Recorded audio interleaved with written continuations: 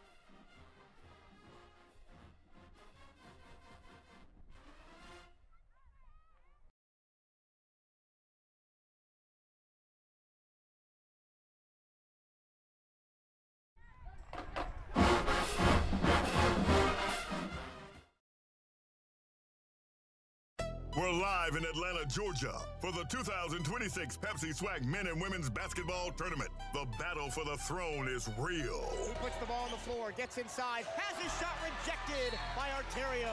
And it's all about a chance to punch a ticket to the big dance. Jacoby, the Euro, the lay-in. Oh, that was pretty. Championship dreams are on the line as the best of the Southwestern Athletic Conference take the floor. Now let's send it courtside with the voice of the Wildcats, Mike Torello, on the CatEye Radio Network.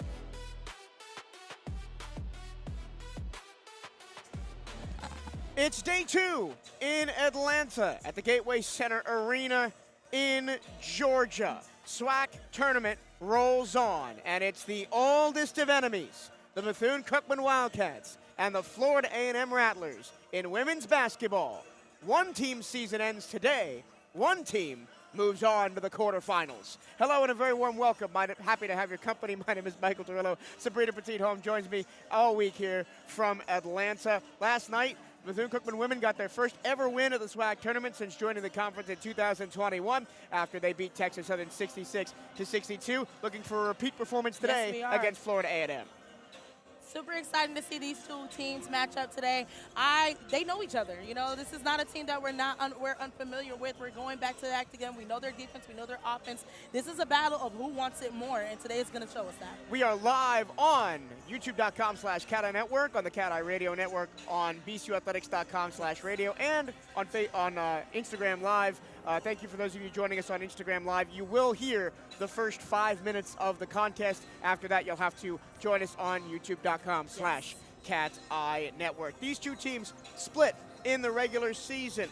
The Wildcats won a thriller at Moore Gymnasium, 57-56 on the 3rd of January. Then at the end of the regular season, just last week, Florida A&M used a fast start and held off the Wildcats at the end, 66-60. Let's jump into the keys to the game. All right, keys to the game, and the first one goes out to the BC Wildcats, and that is to come with the same winning mentality that you guys had yesterday. We want to attack early on and play the entire 40 minutes. Yesterday it wasn't as consistent, but we want to play consistent and make efficient shots.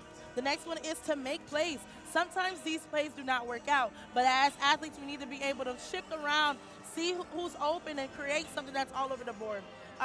Everyone plays. It can't just be the post players, and it can't just be the guards itself. Stay out of foul trouble early because that almost hurt us yesterday. So if we can stay out of that trouble, maybe later on to the second half, that would really ensure our chances of winning today against Florida A&M. For FAMU is to expect the unexpected. Also go into keeping the balanced scoring. 6 players on their team, at least of the 6 players, averages about 7 points per game. That's practically the entire starting 5. So you want to make sure that you continue to keep it even all across boards and use the same taxes. put BCU to sleep early if that's what you want to do. That's something that is really important because it worked for them last game on Friday. We were up by 16 points, 20-8 in the first quarter, and that's the key to the game.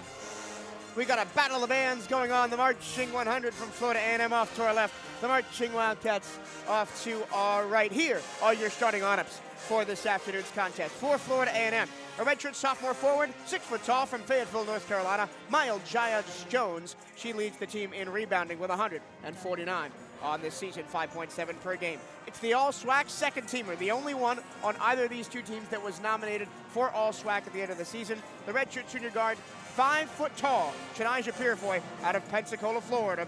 She leads this team in assists and steals. The man in the middle, or the woman in the middle, I should say, is Breasia Robinson. The 6'3" sophomore from Cleveland, Ohio, leads the team in blocks with 36.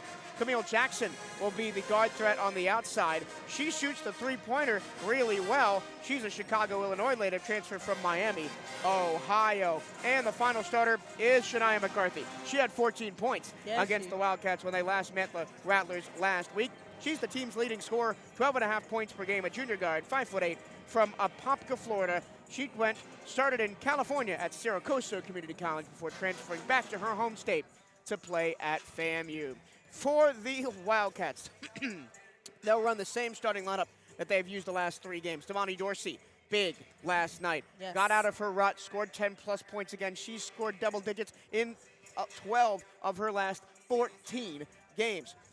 Jordan Brooks, in her hometown of Atlanta, leads this team in assists. She'll be the primary ball handler, 5'3" sophomore guard from Atlanta. Tyler Butler leads the team in blocks and field goal percentage. She's a graduate student from Bellevue, Illinois, transfer from Coastal Georgia. Shamari Phillips is the shooting threat, three-point sniper on the outside. She starts as well. And Maya Johnson, who was 1 rebound shy of a double-double. She has come on in leaps and bounds towards the end of the season. She's a 6'2" forward out of Miami at St. Thomas Aquinas High School. And the way that Maya Johnson plays, and really the 3 post players, is what I talked to Coach in the post-game interview yesterday about, how the development of Sinai Tyler, Tyler Butler, and Maya Johnson has meant to this team. And she said something very interesting. She said the fact that they've developed to be more aggressive is super important, to attack the basket, to know they can finish through contact, to know they can draw fouls. Absolutely, and that's really important to, we don't have much height, but the height that we do have, we want to be able to make sure that they're a threat when it comes to different teams and players. We are about 30 seconds away from the national anthem and the starting lineups here from the Gateway Center Arena in Atlanta. The Wildcats will be in the all-maroon today, gold striped down the sides. Gold numbers with a white trim. Bethune arced above the numbers, Cookman flat below. Florida A&M will be in the all-white, orange numbers. Florida above the numbers, A&M below in orange, and an orange trim around the shoulders. As we pause for the starting lineup, it'll be performed by the Marching 100 of Florida A&M.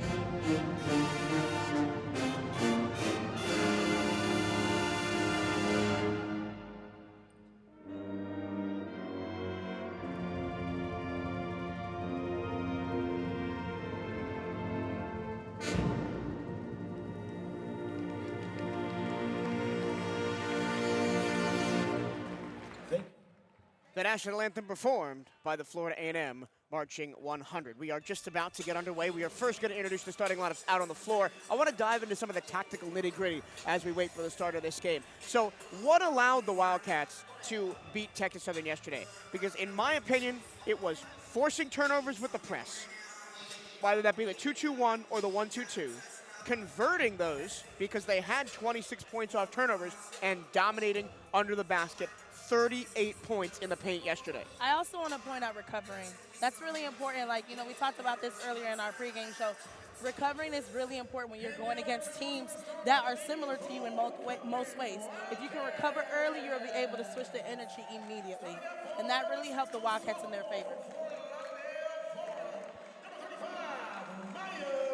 As the Wildcats run out of the huddle right in front of us here, we are opposite to the Wildcat bench on the right-hand corner of the court here at the Gateway Center in Atlanta.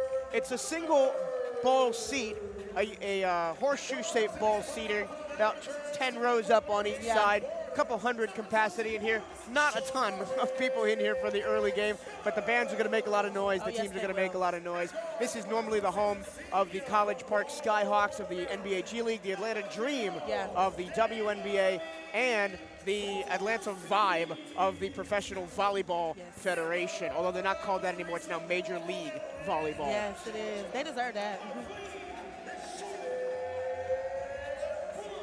So talk about how the Wildcats continue to press those advantages that they had yesterday, right? The points in the paint, the turnovers, the points off turnovers. Absolutely. And I honestly think yesterday they did not want to leave. They wanted this rematch. So they knew if they were able to adjust the different types of offense that they had, they were able to make some moves. The post really did their job yesterday, and I think that's what really helped them out. They created space for the guards to come in and draw those fouls and take it to the line. Granted, we weren't all that at the line yesterday, even though we're one of the best in the SWAC. To be more specific, we're number one with 71.6%, but it didn't show that yesterday. And I think once they were able to realize, okay, the only way we're going to be able to win this game is if we attack the paint and draw those fouls, they were able to see that and make noise on the floor.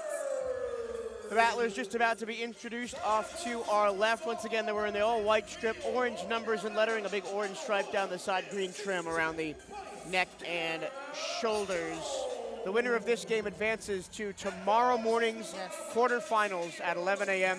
The number 1 seed Alabama A&M Bulldogs await the winner of this one, but there's still 40 minutes of ball to be played here this morning.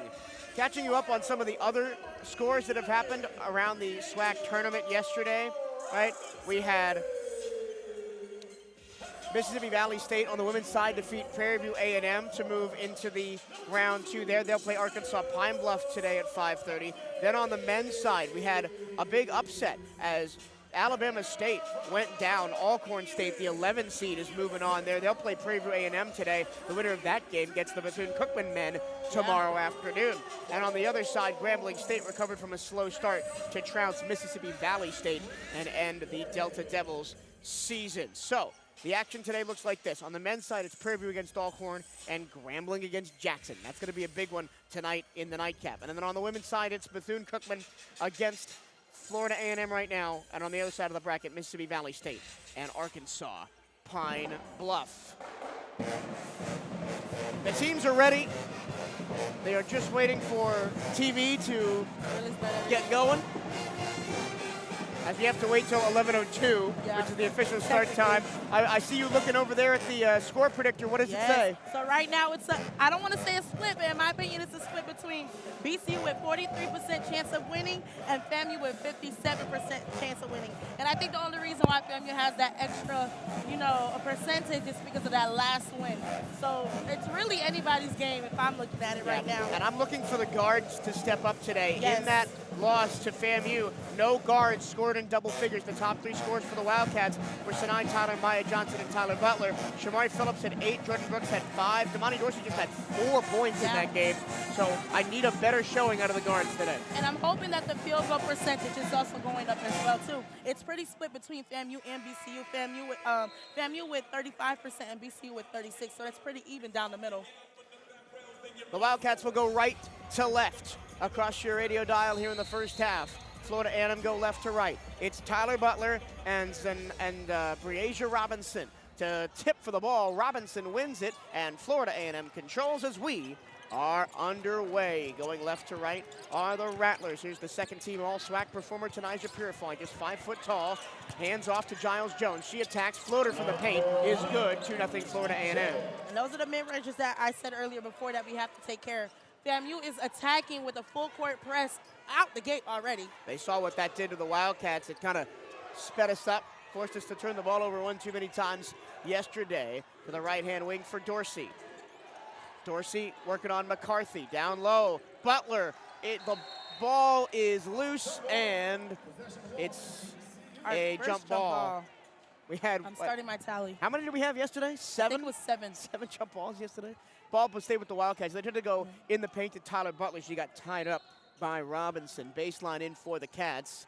Bounce pass into the corner for Phillips on the left-hand side. 8 to shoot. Jordan Brooks with 6, with 5, still on the outside, with 4, with 3, driving to the free throw line, trying to create space. A step-back jumper, off the rim, no good. Rebound to Florida A&M. They want to push the pace. Here comes Robinson. Left to right across the time stripe. Giles Jones at the top of the arc. Down low to Robinson. Kick out to the right corner to McCarthy. McCarthy takes a 3, kaboom! It looks like the Rattlers are looking for that same lead that they had earlier last game on Friday. That 16-point lead, 20-8. And the Wildcats need to be able to figure out how to break this press. Dorsey trapped to the midcourt stripe. She got fouled by Giles Jones as she tried to dribble through a double team. And the Wildcats were outscored in the first quarter 22-14 in that game against FAMU last Thursday. Wildcats need to generate consistent offense, down 5-0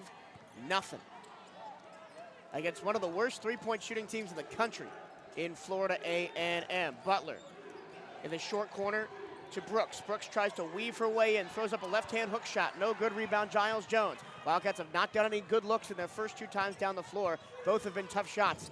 In the left corner, here's McCarthy. McCarthy resets, whistle and a foul on Bethune-Cookman off the ball. It'll go on Damani Dorsey. And this is where recovery comes into play. Wildcats know exactly what to do. They just need to be able to fix it quickly.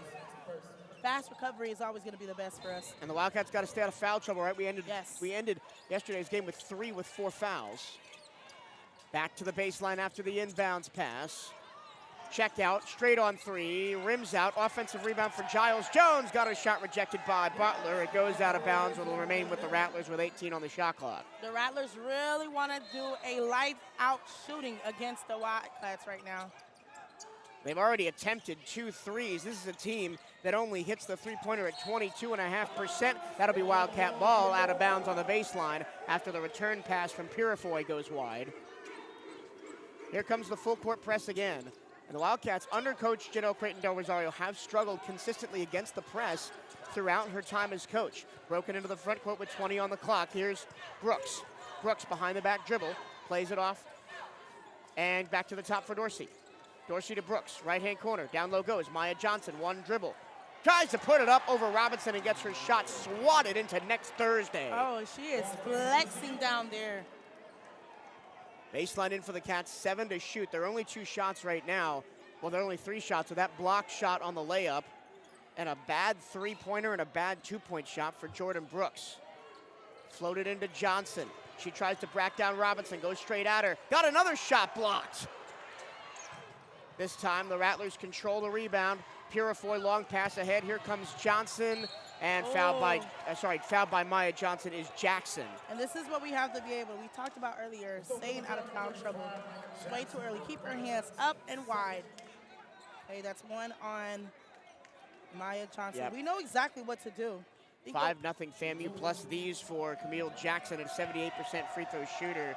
We talked about Texas Southern yesterday being poor from the free throw line. She misses the first one. Florida A&M, like Bethune-Cookman, are very good from the free throw line. 69.8%. That's second in the SWAC, right behind the Wildcats. I'm looking at FAMU's defense as well, too. It kind of seems as if they pulled all their guards, their taller guards to the front, guarding our point guard, which is Brooks, who's only 5 foot. Jackson swirls down the second one, and it's 6-0. Florida A&M with 7.5 to go in the first quarter. Brooks out high. There was no pressure from FAMU that time. Brooks against McCarthy, goes left, pitches to Phillips. Phillips back to Butler. Heels on the midcourt stripe. Goes down low, Johnson into the corner. A three. Kaboom! Good.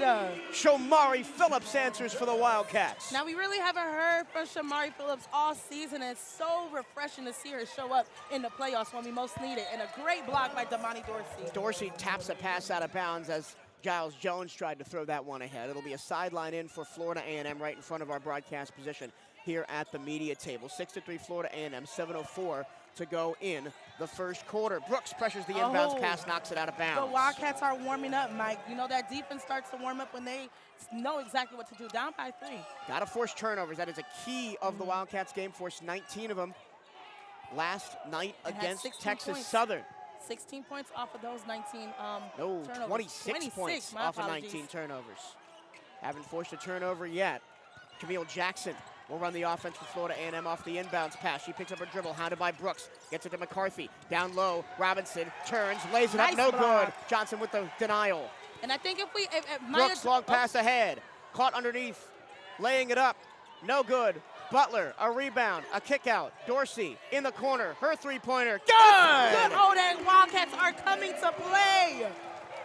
2 quick threes by the Wildcats have tied this up at 6. McCarthy in the corner. Resets. Purifoy, top of the key. Tries to throw it down low, knocked away by the Wildcats.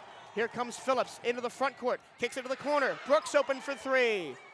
Oh, just a little bit too strong. Maya Johnson battling for the rebound. It's loose on the ground. Grabbed by the Rattlers. Camille Jackson working into the front court near side. McCarthy one-on-one with Dorsey. Takes a mid-range jumper. Clanks it off the heel. Johnson into the corner. Grabs the rebound against Jackson and throws it to Dorsey.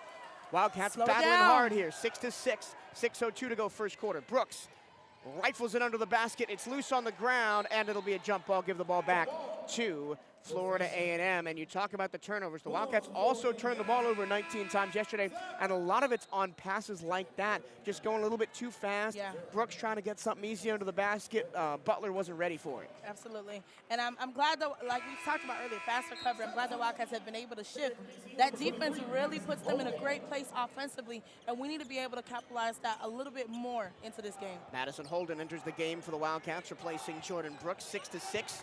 Here with 5 minutes and 50 seconds to go in the first quarter. Rattlers have the ball, going left to right. A baseline jumper is short. That was a rebound by Johnson. The missed shot by McCarthy. Here comes Madison Holden racing up the floor. She'll stop at the top of the key and survey her options, guarded by McCarthy. Holden rolls around to the right in front of the FAMU bench. Jab step against McCarthy, can't get by her. Keeps her dribble. McCarthy now going left. Johnson, top of the key. Dorsey on the left-hand side. Dorsey around the Johnson screen.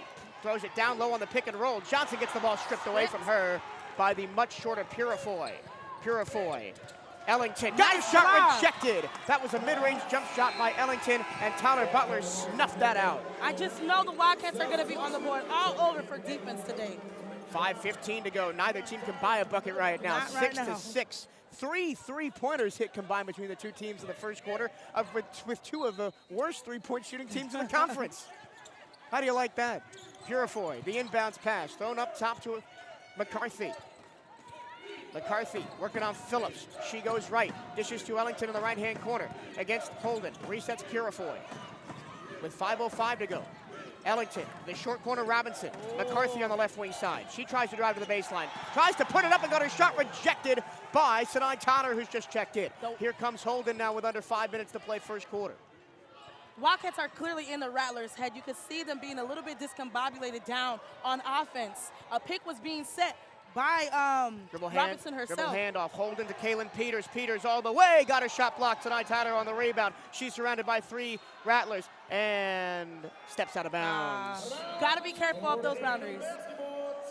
A sloppy start for both teams, 6-6 at the opening media timeout. For those of you listening to us on Instagram Live, we say goodbye to you. YouTube.com/CatEye Network to watch the rest of the broadcast. We will see you tomorrow. Bye. For everybody else, we'll take a quick break and be right back. You're listening to Bethune-Cookman University basketball on the CatEye Radio Network.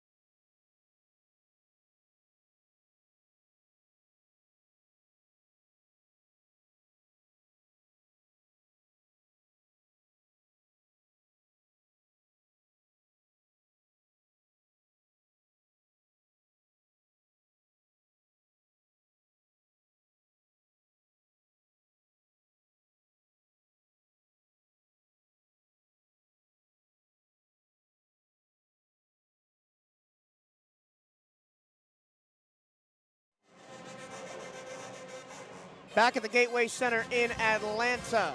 Low scoring first quarter. The three-pointers are flying in as it is 6-6 between Bethune-Cookman and Florida A&M. Damani Dorsey and Shamari Phillips each have a three for the Wildcats. Shania McCarthy has one for FAMU. Maya Giles-Jones has a layup, and Jackson has a free throw that gets us to our 6-6 game. 5 combined turnovers early on, and points off turnovers, nothing off 5 turnovers for both teams. This first timeout, this first half already into the first quarter has been extremely chaotic for the Wildcats and the Rattlers. And the only way either team is going to win is if they play calm and efficient. The Rattlers are doing a great job jamming up the Wildcats in the paint, which they did do as well last Thursday. So I think the Wildcats are going to have to move more inside-out motions or try and create more of those outside shots. Yes, absolutely. And I also want to commend the Wildcats on their defense against the Rattlers, because that was necessary blocks that has been passed over. 5 blocks already in the game, 3 for the Wildcats, 2 for FAMU. FAMU controls the ball and throws the ball out of bounds. That's what I call a press. Ellington, as she crossed the time stripe, just flipped it over her head and into the Wildcat bench. Yeah. Not sure who she was trying to pass it to there. Wildcats control the ball. Both teams have turned the ball over 3 times in this first quarter. Madison Holden in the high post to Butler on the left-hand side. Butler sizing up Robinson back to the Here's a long 2 moving from Shamari Phillips. Rebound, gets back to Phillips, puts up a jumper, no good. Another rebound to Tyler. No fouls, her shot got blocked. Still no fouls. Robinson controls the rebound for FAMU. The Wildcats missed 3 shots on that possession. Purifoy into the front court. She blows past the defender, goes down low. Robinson spinning, putting up a layup, no good. Rebound to Tyler Butler on the baseline. She rifles it ahead to Phillips. Phillips stops and hands to Holden. Holden across the time stripe, across to Kaylin Peters. She drives the lane, kick out back to Holden, jump ball. And it'll be the Wildcats. That's 3. 3 jump balls are red. This is ridiculous. I don't think I've ever seen more jump balls in a 2-game stretch than I have this week. Sanai Tyler in the left-hand corner makes the catch off the inbounds play. Back to Holden on the wing. Holden trying to drive, offensive foul as she blicks the shoulder into Purifoy. I don't like that call. Not really a fan. Can't get involved with that one. Another turnover. Coach Creighton is not happy with that call. And I mean, neither really are we. Still 6-6. Wildcats back in that 1-2-2 Giles-Jones blows nice by. block. Tyler Butler rejects her from the backside on the baseline. Oh, that's it's a block party in Atlanta today. 4 blocks in the first quarter for the Wildcats. Talk about rejecting every shot that the Rattlers have been trying to throw up. Long pass to the top for Ellington on the inbounds play on the baseline. Ellington goes left, pulls up mid-range, good. So the first points for either team in a good while, 8-6 FAMU. Wildcats have struggled to generate good looks. Holden trying to get by Purifoy, who drew the offensive foul last time down the floor. This time Holden got the ball stripped as she went by Purifoy. Another turnover. Purifoy the other way. Hands to Ellington. Ball knocked out of bounds by Kaylin Peters as she tracked back defensively. Again, Wildcats 5 turnovers in the first quarter. We just can't get anything going right now. Not at all. But we are in a better place than we were against the Rattlers last Friday. And that's mostly because the defense has been locking in. The offense can't get anything.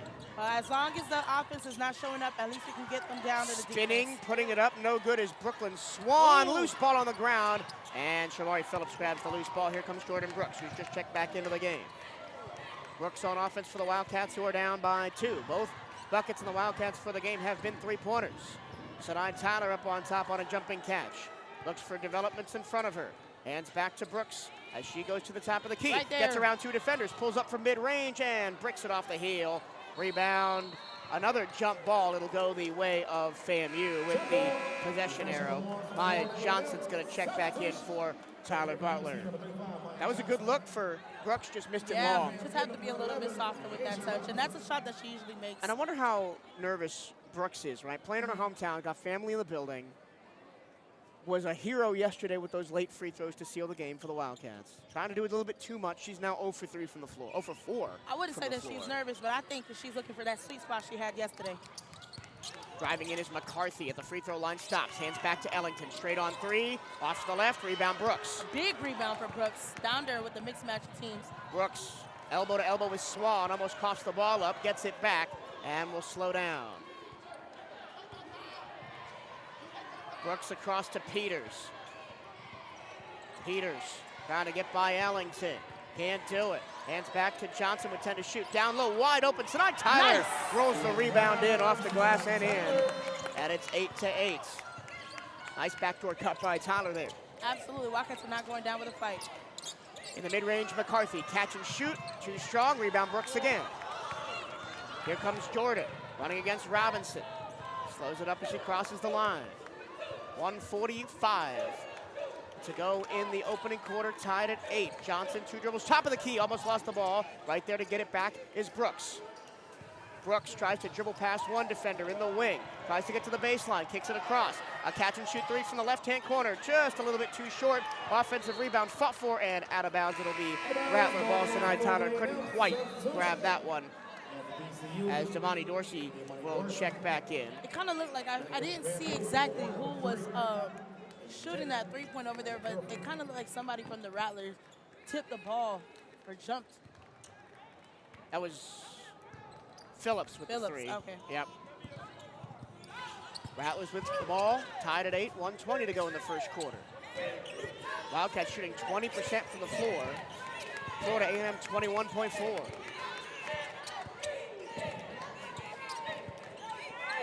Purifoy across to McCarthy, swung to Ellington, shoulder fake, down low, backed out, Ellington. Fakes the three, splits two defenders, hop step through the lane, floater no, rebound to the Wildcats. Here comes Jordan Brooks again.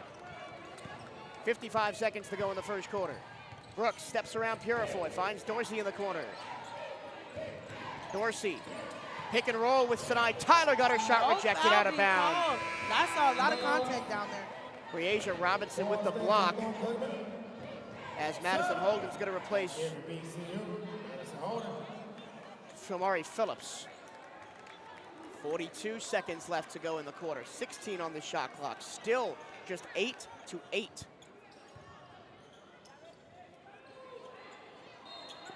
Wildcats trying to drop an inbounds play. Thrown up top to Holden. One-hand catch with 15 on the shot clock. Holden around the Tyler screen, dribbles with her left hand, tries to dive in, offensive foul again as Purifoy draws it. I remember Purifoy's really good at drawing offensive fouls as well. And that's one thing you can do if you're only 5 foot tall. You can't win a lot of battles, but you can draw offensive fouls. But they're kind of the same height though. Alexandria Johnson. But you get a lot of sympathy from the refs when you're that short. Absolutely, and I just want Madison to stop dropping that shoulder because they're going to be able to draw it every time. McCarthy at the free throw line against Maya Johnson, pulls up, too strong, offensive rebound for Robinson, underneath the basket, in the corner to Ellington, back up top for Purifoy, 16 on the clock, drives in, right hand floater, too strong, Robinson again with the putback, it's good. Robinson just so tall, using that 6'3" frame. And she has great footwork as well. Jordan Brooks with 2, with 1, misses the shot, and that's the end of the first quarter. The Wildcats very lucky to be down just 2 at the end of 1. It's 10-8, FAMU over BCU. Wildcats shooting, both teams shooting 18.8% from the floor.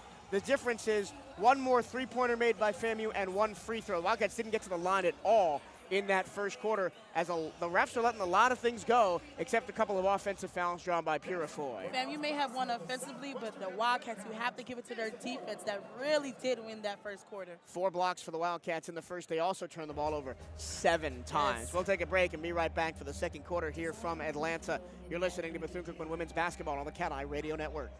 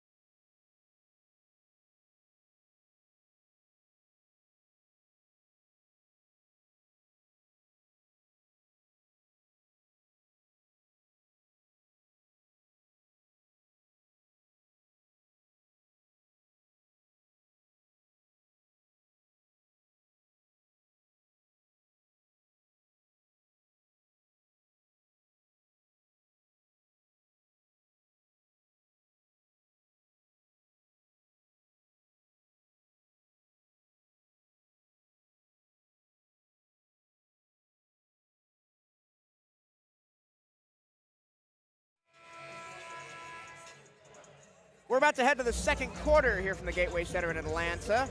Defensive, sloppy, close game, lots of turnovers. It's Florida A&M 10, Bethune-Cookman 8. The Wildcats out-rebounded Florida A&M in that first quarter, but they couldn't get a lot of chances to go. Just 3 of 17 from the floor with 7 turnovers.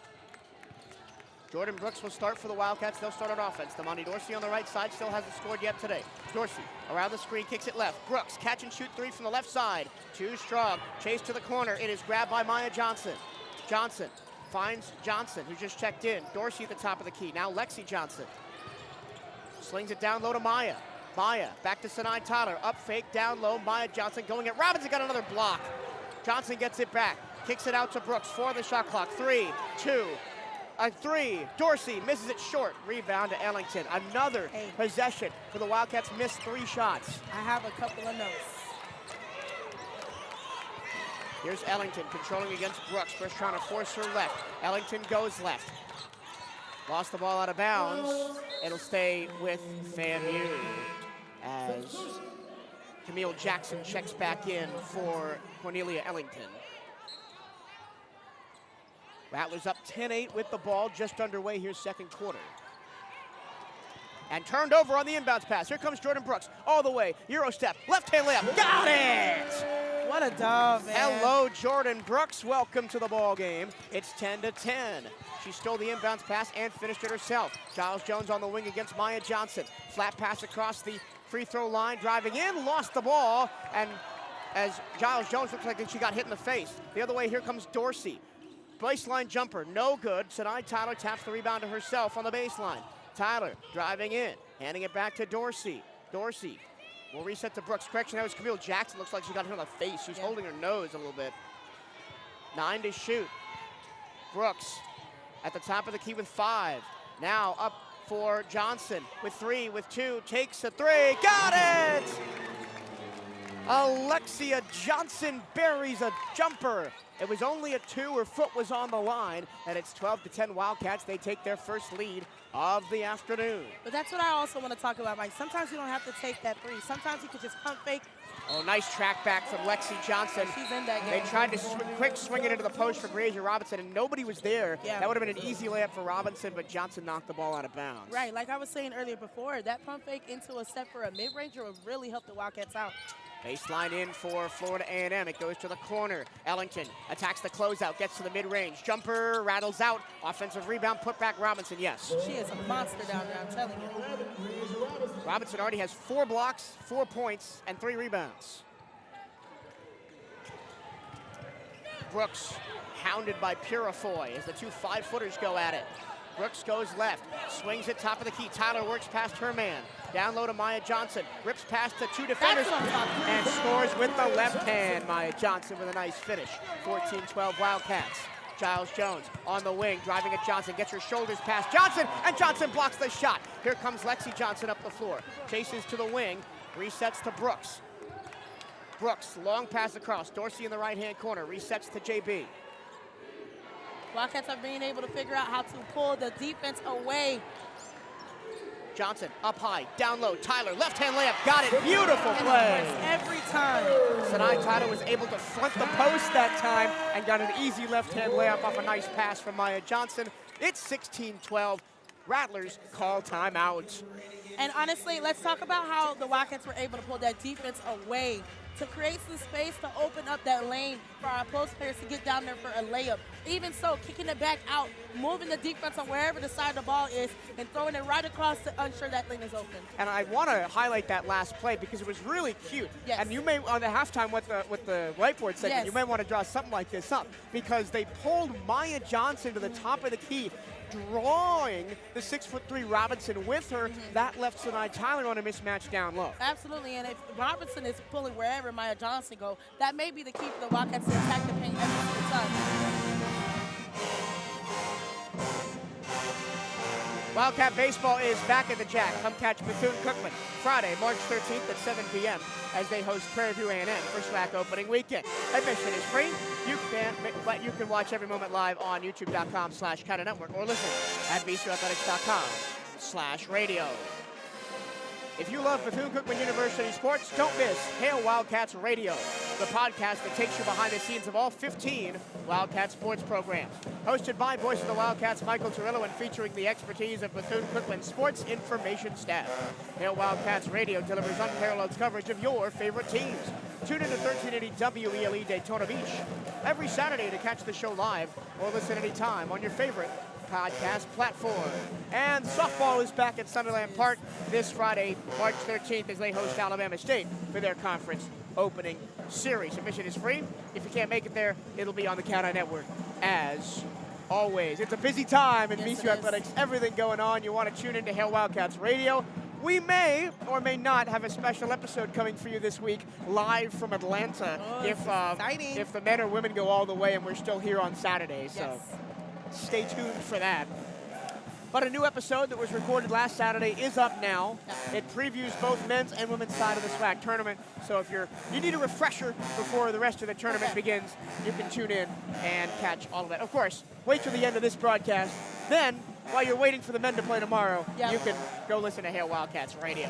So your thoughts on specifically the block numbers, because the block numbers are ridiculous. 6 blocks for the Wildcats, 5 for Florida A&M. Butler's got 2, Maya Johnson's got 2, Dorsey and Tyler each have 1, and it's 4 for Robinson the other way for Florida A&M. And I honestly think, and I'm saying honestly a lot because that's my opinion, I really do feel like the reason why all the blocks are going down there is what's keeping us in the game. Because if you can you imagine if those blocks didn't happen, they probably would be up a lot more by like 8 or 10 points right now. Wildcats up by 4, 16-12 at the 7:04 mark of the first half, second quarter, here from the Gateway Center Arena in Atlanta. It will be Rattler ball after the Wildcats made that layup by Sinai Tyler. Tanaja Purifoy yet to score tonight. Receives the inbounds pass. Wildcats token the 2-2-1 and then back off of it. Haven't really gone to that hard press yet in the game. Purifoy in the front court, guarded by Dorsey. Shimmy shake to the right, finds McCarthy on the baseline. Purifoy gets it back, down low Robinson. Hounded by Sinai Tyler. She goes up and under and bounce passes it back. Here's a mid-range jumper, too strong, rebound Sinai Tyler, and a great box out by Jordan Brooks. She's been everywhere today. Mismatch, Mike. Brooks across the timeline to Lexi Johnson and resets to JB. 6.5 to go in the first half, 16-12 Wildcats on top. Sinai Tyler just outside the free throw line. Dribble handoff to Johnson. Johnson attacks with the left hand, slings it down low. Tyler off balance, puts it up off the glass and good. Sinai Tyler was excellent yesterday. She's continued her run of form today. And she's on her way to be excellent again today. 18-12 in the corner, back up top for McCarthy. McCarthy surveying. Flat pass to Ellington. Ellington fakes the drive, now puts the ball on the floor, gets inside, Euro step, blocking foul called on Tyler Butler, and to the line will go Cornelia Ellington. That's the second shooting foul called in the game. And it's been very physical all game. Last night, or yesterday morning, I should say, the Wildcats shot 30 free throws. 30. They have 0 so far in the first half. Ellington shooting right into the BCU band, gets the first one. It is no longer 18-12, it is 18-13. There goes the overture. Wow.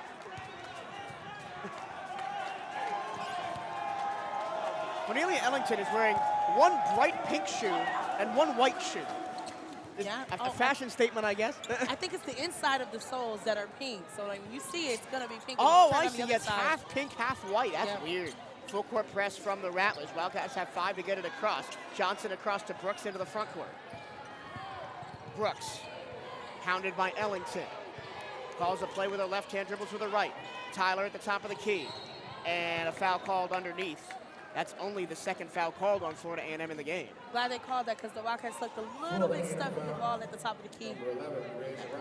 Brazier Robinson will pick up her first foul. And just like Logwood yesterday, it is important to get Robinson in foul trouble. Baseline in, goes to Sinai Tyler on the left baseline. Tyler against Robinson. Kick out, Johnson, 13 on the shot clock. Johnson on the wing, dribbles between her legs, gets a screen from Tyler, tries to beat to the punch. She does. Mid-range jumper off the glass. That was a great move by Alexandria Johnson. Shimmy shake, sent Purifoy the wrong way, got the open jumper. I mean, created enough space for her to take her time to go up with that last shot. Ellington double team. McCarthy underneath now. Almost lost the handle. Goes to the corner for Giles Jones. Giles Jones, hand off in the corner, gets it back. Jones to the free throw line. Robinson up top. Back, flat pass to Ellington. Ellington slings it to McCarthy on the baseline. She drives in. No shot. Foul called on the baseline on hip check. That's going to be Tyler Butler's second foul that she picks up in quick succession. So Maya Johnson's going to come back in to replace her.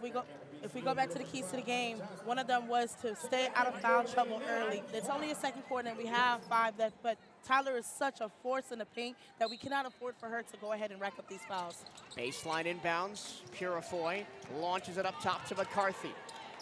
In the corner, here's Jackson. Jackson driving in. Mid-range jumper, foul called.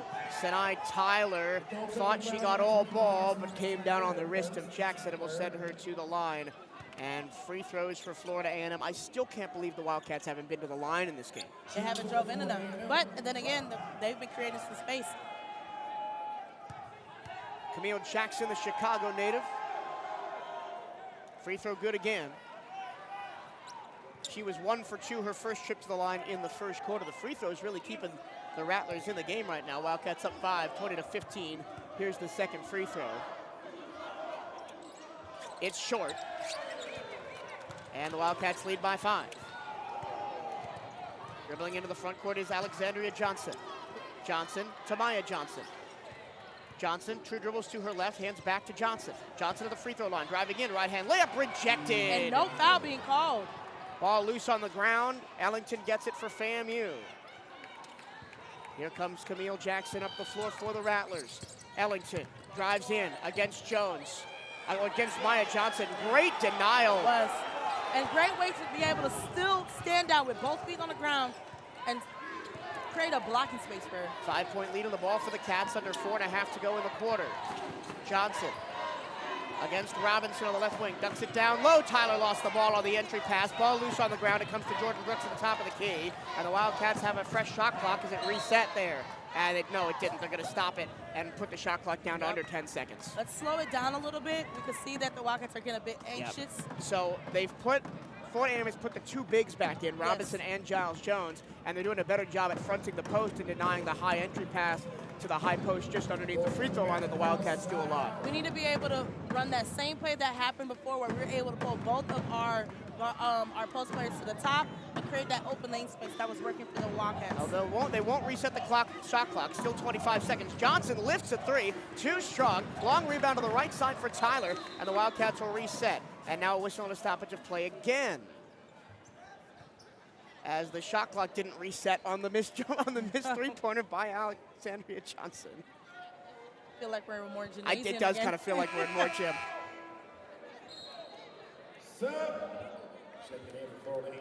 It'll be 19 on the shot clock now as it finally does reset. 4:02 to go in the first half. Wildcats by 5 with the ball.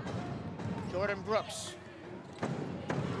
Left side, Johnson, baseline drive, puts up, that's Dorsey, short on the jumper. Rebound, battle for, loose on the ground. It comes to Maya Johnson, she puts it up. Good again, way too strong on the easy layup. Here comes FAMU. Driving coast to coast is Ellington against Maya Johnson. Tough right hand finish up and under the outstretched arms of Johnson, and it's 20-17, back to a 1-possession lead for the Wildcats. Wildcats cold here after starting the second quarter hot. They still lead this second quarter 12-5 and a 6 of 13 from the floor. Maya Johnson to the free throw line. Johnson takes 2 dribbles, almost got the ball stripped, now picks it up. Back to Johnson on the outside. Johnson down to Maya. Maya lost the ball out of bounds, got it back barely, then lost the ball again, got it back again, puts up a jumper with 1 on the shot clock that barely grazes the rim. That was a terrible possession. Maya Johnson needs to pass the ball there. I think she should have put it back right to the top of the key. 3 minutes to go in the quarter. Robinson at the free throw line, over Tyler, jumper good. And it's a 1-point game. Rattlers are clawing their way back up, or I should say slithering their way back up. Lexi Johnson stops, bounces to Brooks. Brooks back to Johnson. 20 on the shot clock, 2:42 on the game clock. Sinai Tyler at the top. Flat pass to Johnson, or Dorsey, excuse me, drives in, mid-range jumper, no good. Wildcats cannot buy a bucket right now. Extremely cold from the floor. The other way is Body, who's just checked in. She misses a layup. Here come the Wildcats again. Brooks goes left, jukes at the free throw line. Johnson, a mid-range jumper from the baseline on the left-hand side. No good, ball out of bounds. Oh. Rattler ball. They called No, they called a foul over the I back. didn't like that one because she clearly hit the ball out. Boy, oh boy, the Wildcats have missed, I believe, their last 6 shots. Yes. We don't have the Our conversions trend. are not looking too Yeah, nice. no, the trends. Oh no, the trends just came up. Wildcats scoreless over the last 3 minutes and 12 seconds, and a timeout is called by Bethune-Cookman. Just 1 for their last 8, 0 for their last 7 are the Wildcats from the floor. After jumping out to their largest lead at 20-14, they now lead 20-19.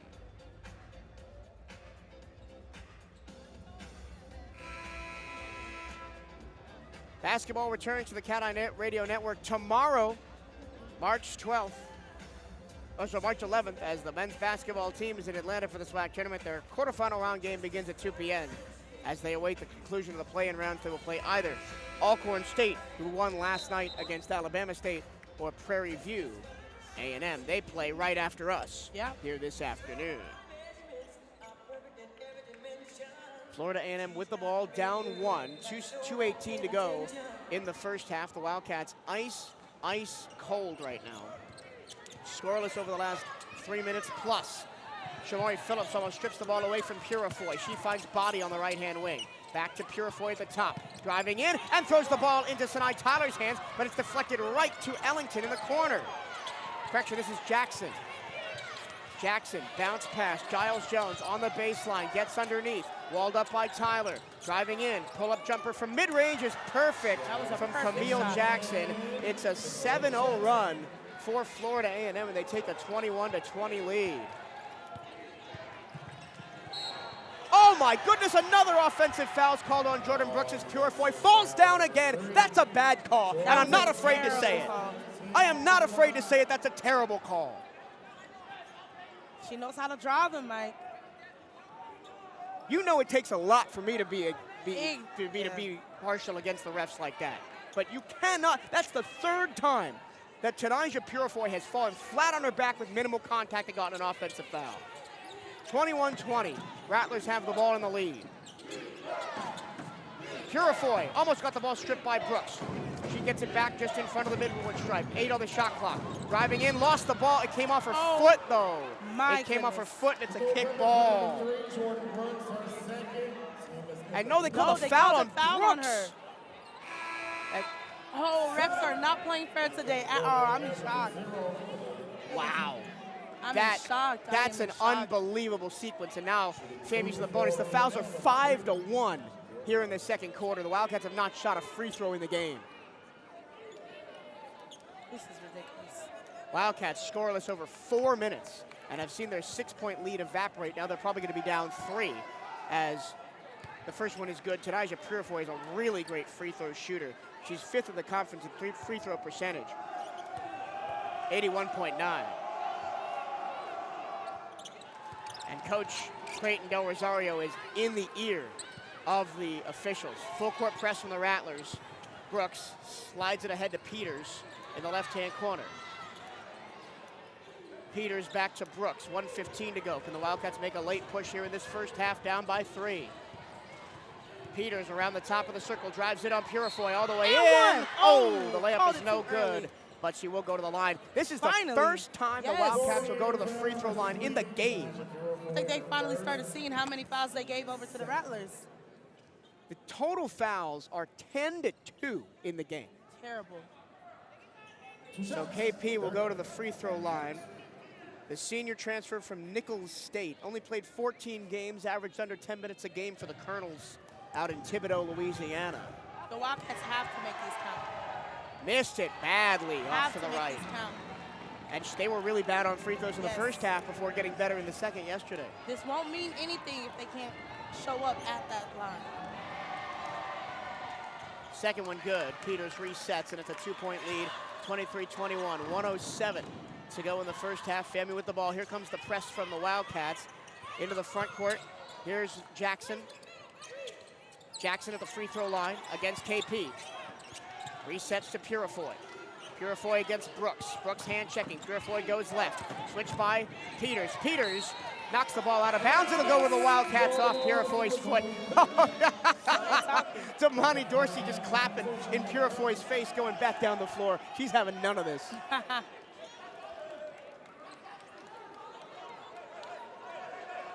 Jordan Brooks needs to pay attention. The ball was bounced into her. 45 seconds to go. Wildcats down 2 with the ball. Throwing it to the front court for Brooks. She races ahead to catch it in front of the Rattler bench. Brooks dribbles to the right-hand side. Dribble handoff for Peters. Peters jammed in the corner. Works out of it around Ellington. Still Peters with the basketball. 10 on the shot clock. Brooks with 7, with 6, with 5. Driving in. Shot rejected by Giles Jones. Kind of a mismatch that was down there as well, too. That was a bad mismatch for the Wildcats, and a chance to increase the lead to 2 possessions for FAMU. Shot clock off. 15 seconds to go in the half. Ellington stands at the top of the key, guarded by Kaylin Peters. Here comes the McCarthy screen. She goes left. McCarthy tries to get the ball back from her. She eventually does with 3, with 2, with 1. McCarthy had the ball stripped away right at the end of the clock, and that is the end of the first half. A really bad first half, I'm going to be perfectly honest, but the Wildcats are right in it, shooting just 25% from the floor, only had 2 free throws in the first half, but the defense has kept them in it. They've had 6 blocks. They've forced 6 turnovers. They've turned the ball over 10 times. We'll see it. We'll read all the numbers at halftime. But oh boy, it wasn't pretty. But the Wildcats are still right in this game. Down 23-21 at the half here in Atlanta. We will take about a 10-minute break. When we come back, we'll break down the first half stats, have some highlights for you, go around the SWAC as well. You're listening to Bethune-Cookman University Women's Basketball at the 2026 SWAC Tournament here on the CatEye Radio Network.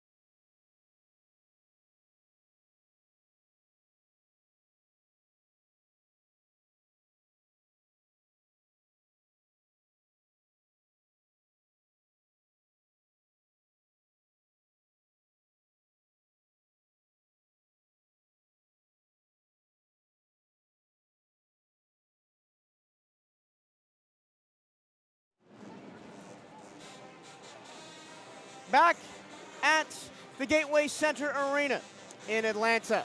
It's halftime between the Bethune-Cookman Wildcats and the Florida A&M Rattlers. Rattlers up 23-21. It was a sloppy first half.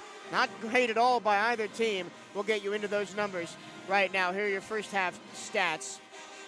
For the Wildcats tonight, Tyler, just like in the first half, Sinai Tyler has 6 points on 3 of 5 shooting. She also has 7 rebounds, so she is on double-double watch. Alexandria Johnson has 4. Damani Dorsey has 3. Shamari Phillips has 3. Jordan Brooks has 2. Maya Johnson has 2, and Kaylin Peters has 1. For Florida A&M, Breasia Robinson has been the standout player for the entire game. 6 points, 5 rebounds, 4 blocks. She's on triple-double watch right now as we play in the second half. Shania McCarthy has 5. Camille Jackson has 4. Ellington has 4. Giles Jones and Purifoy each have 2. But Purifoy has 3 steals and 2 assists. The Wildcats out-rebounded Florida A&M 29-18 and 13-6 on the offensive glass. Second chance points belong to the Rattlers, however, 6-5, as the Wildcats could not convert a lot of their chances. 7 assists to 4 for the Wildcats. The Wildcats turned the ball over 10 times, resulting in 6 points off turnovers for Florida A&M. FAMU turned the ball over 6 times, resulting in just 2 points off turnovers for the Wildcats. Both teams had 10 points in the paint. The Wildcats were 9 of 35 from the floor in the first half. That's 25.7%, and 2 out of 8 on threes, 25%. And just 1 of 2 from the free throw line. 1 of 2. And by this point, yesterday, they had already shot 15 free throws. For Florida A&M, they are 8 of 29 from the floor, 27.6%. Neither team shooting very well in this contest. 1 of 3 from threes, but 6 of 8 from the free throw line, which is the majority of their lead right now, which is 23-21. Around the SWAC, games coming up today on the women's side of the bracket. We've got Florida A&M and Bethune-Cookman at 11 a.m. and then the 9-7 game the other way, which is Mississippi Valley State and Arkansas Pine Bluff on the other side of the bracket. The winner of this game gets the number 1 seed Alabama A&M tomorrow at 11 a.m. The loser of this game is out. The winner of Mississippi Valley State and Arkansas Pine Bluff gets Alcorn State tomorrow night at 5:30 p.m. The loser is out. On the men's side, we've got 2 games today. Prairie View A&M against Alcorn State is the game right after this one. The winner of that game will play the Bethune-Cookman men's team tomorrow at 2 p.m. The other game in the men's side tonight is Grambling State against Jackson State. The winner of that game will play the number 2 seed on the men's side, Florida A&M, tomorrow night as the number 1 and 2 seeds enter the fray. Once again, Bethune-Cookman 21, Florida A&M 23. We got about a minute to go until the start of the second half. Follow the Cats like never before and listen to every CatEye Network broadcast live for free. Just head to bcuathletics.com/radio on your computer or mobile device to hear the hometown radio call of every Wildcat home game and select road games for absolutely free. Don't miss a second of the action. That's bcuathletics.com/radio.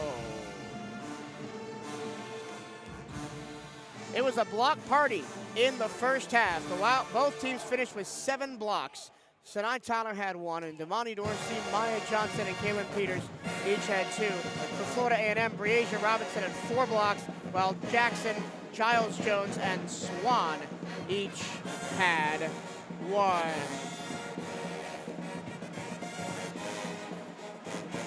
Sabrina Petit-Home once again joins me live from courtside. Sabrina, I ran through all the numbers in the first half, and obviously the blocks stand out.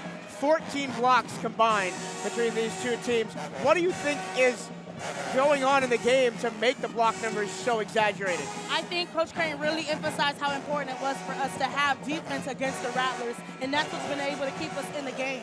We talked about this earlier in the halftime blitz. This was a very chaotic first half for both teams, and the only way that both teams are able to have a winning chance is if they play calm, efficient. So whichever team plays calm and efficient is the one that's probably going to be end up with the win today. Bethune-Cookman in the all-maroon strip, gold trimming around the sides, gold numbers with Bethune-Cookman above and below the numbers in gold. Florida above the numbers and A&M below the numbers in orange. Numbers also orange on white strips with green trim and a big orange stripe down the side for Florida A&M. The Rattlers go right to left and immediately turn the ball over. Jordan Brooks taps it ahead, and the Wildcats will have the first possession of the second half. Almost turned it over themselves, though. Trapped on the sideline, and losing the ball is Phillips. That was a crazy first 30 seconds. It's as if they're still not going to call any fouls for the Wildcats. Camille Jackson driving into contact. Offensive foul as she knocked over Tyler Butler. Oh, they're coming back. We were told at halftime that the fouls would even up. Yes. Because the first half, the fouls were 10-2. I think that was really scary for us to see that. But I expect Florida A&M to run this full court press most of the second half. It really does put the Wildcats off their game. Yes, it does.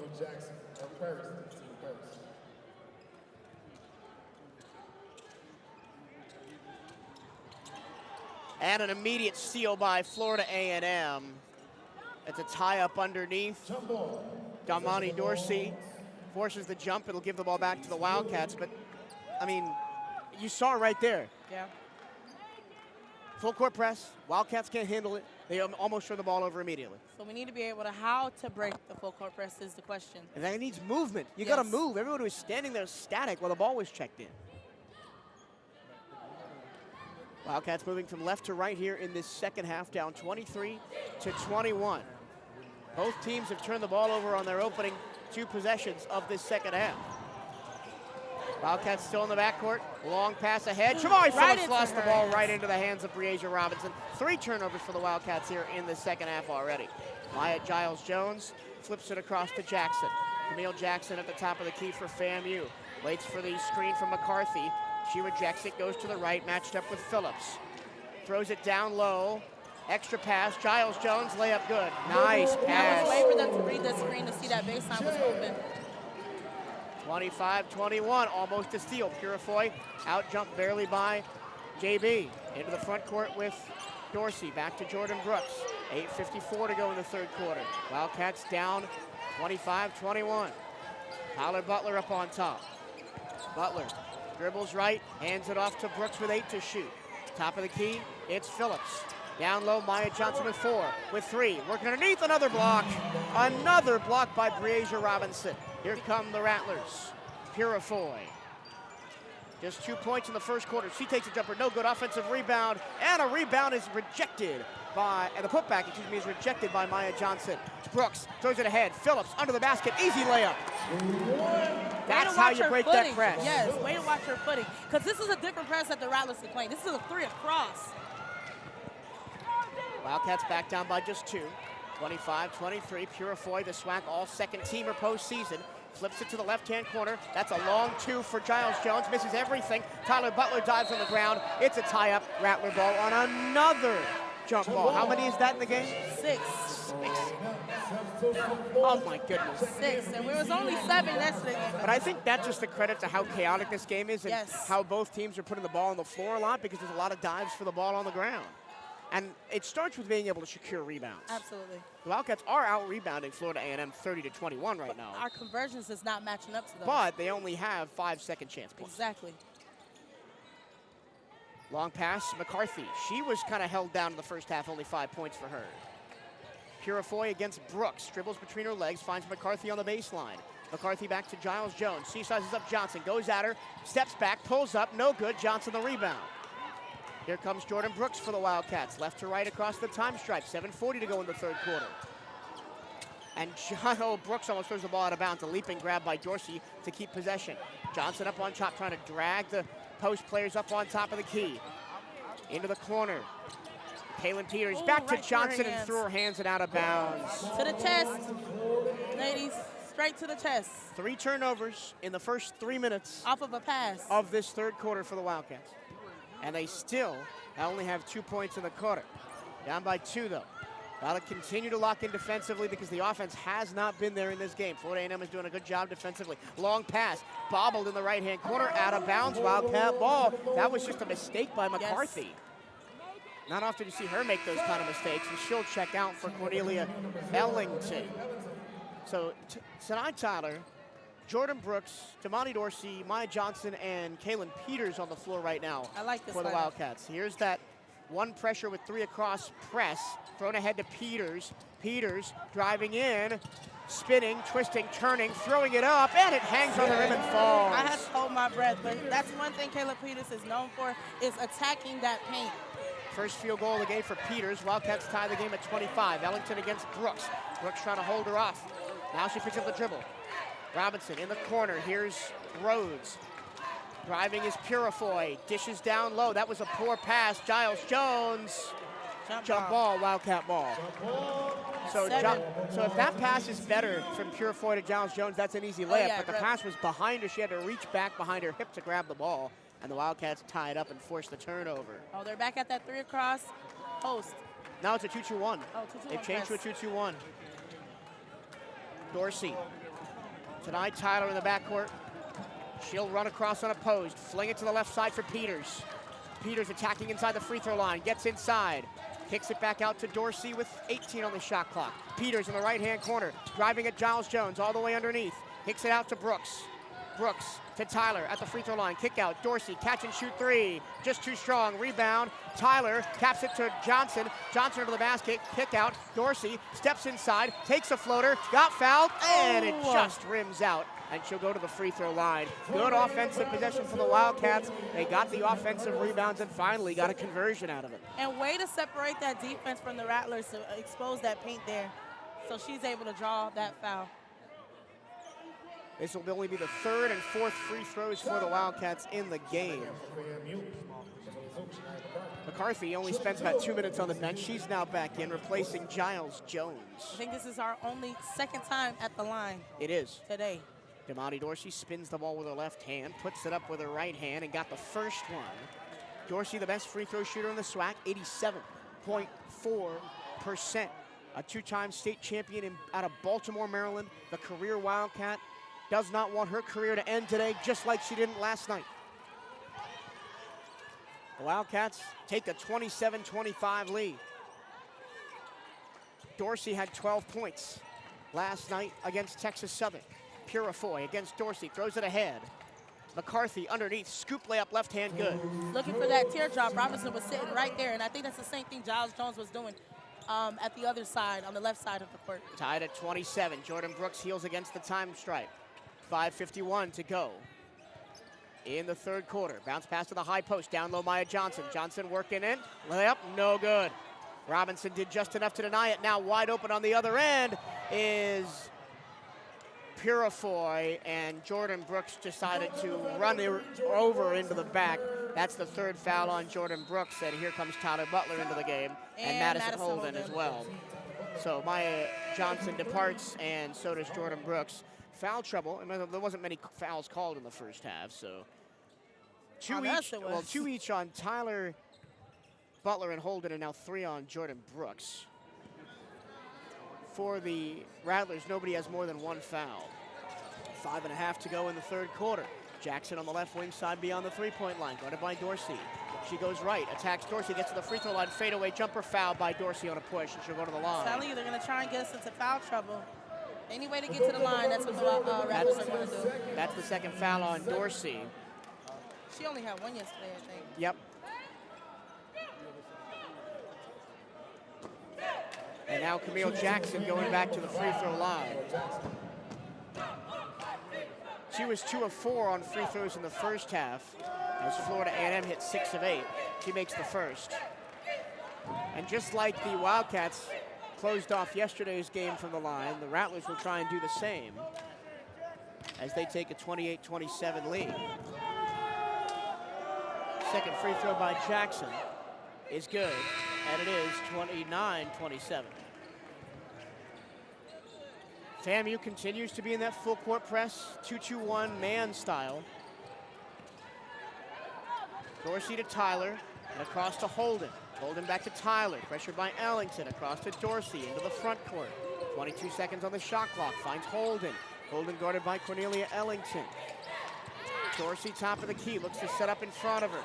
Peters swings it left to Holden. 10 on the shot clock. Holden tries to find Butler. She'll keep her dribble into the corner. 6 on the shot clock. Butler at the free throw line, working underneath. Throws up a layup off the window and in from a really tight angle through the baseline.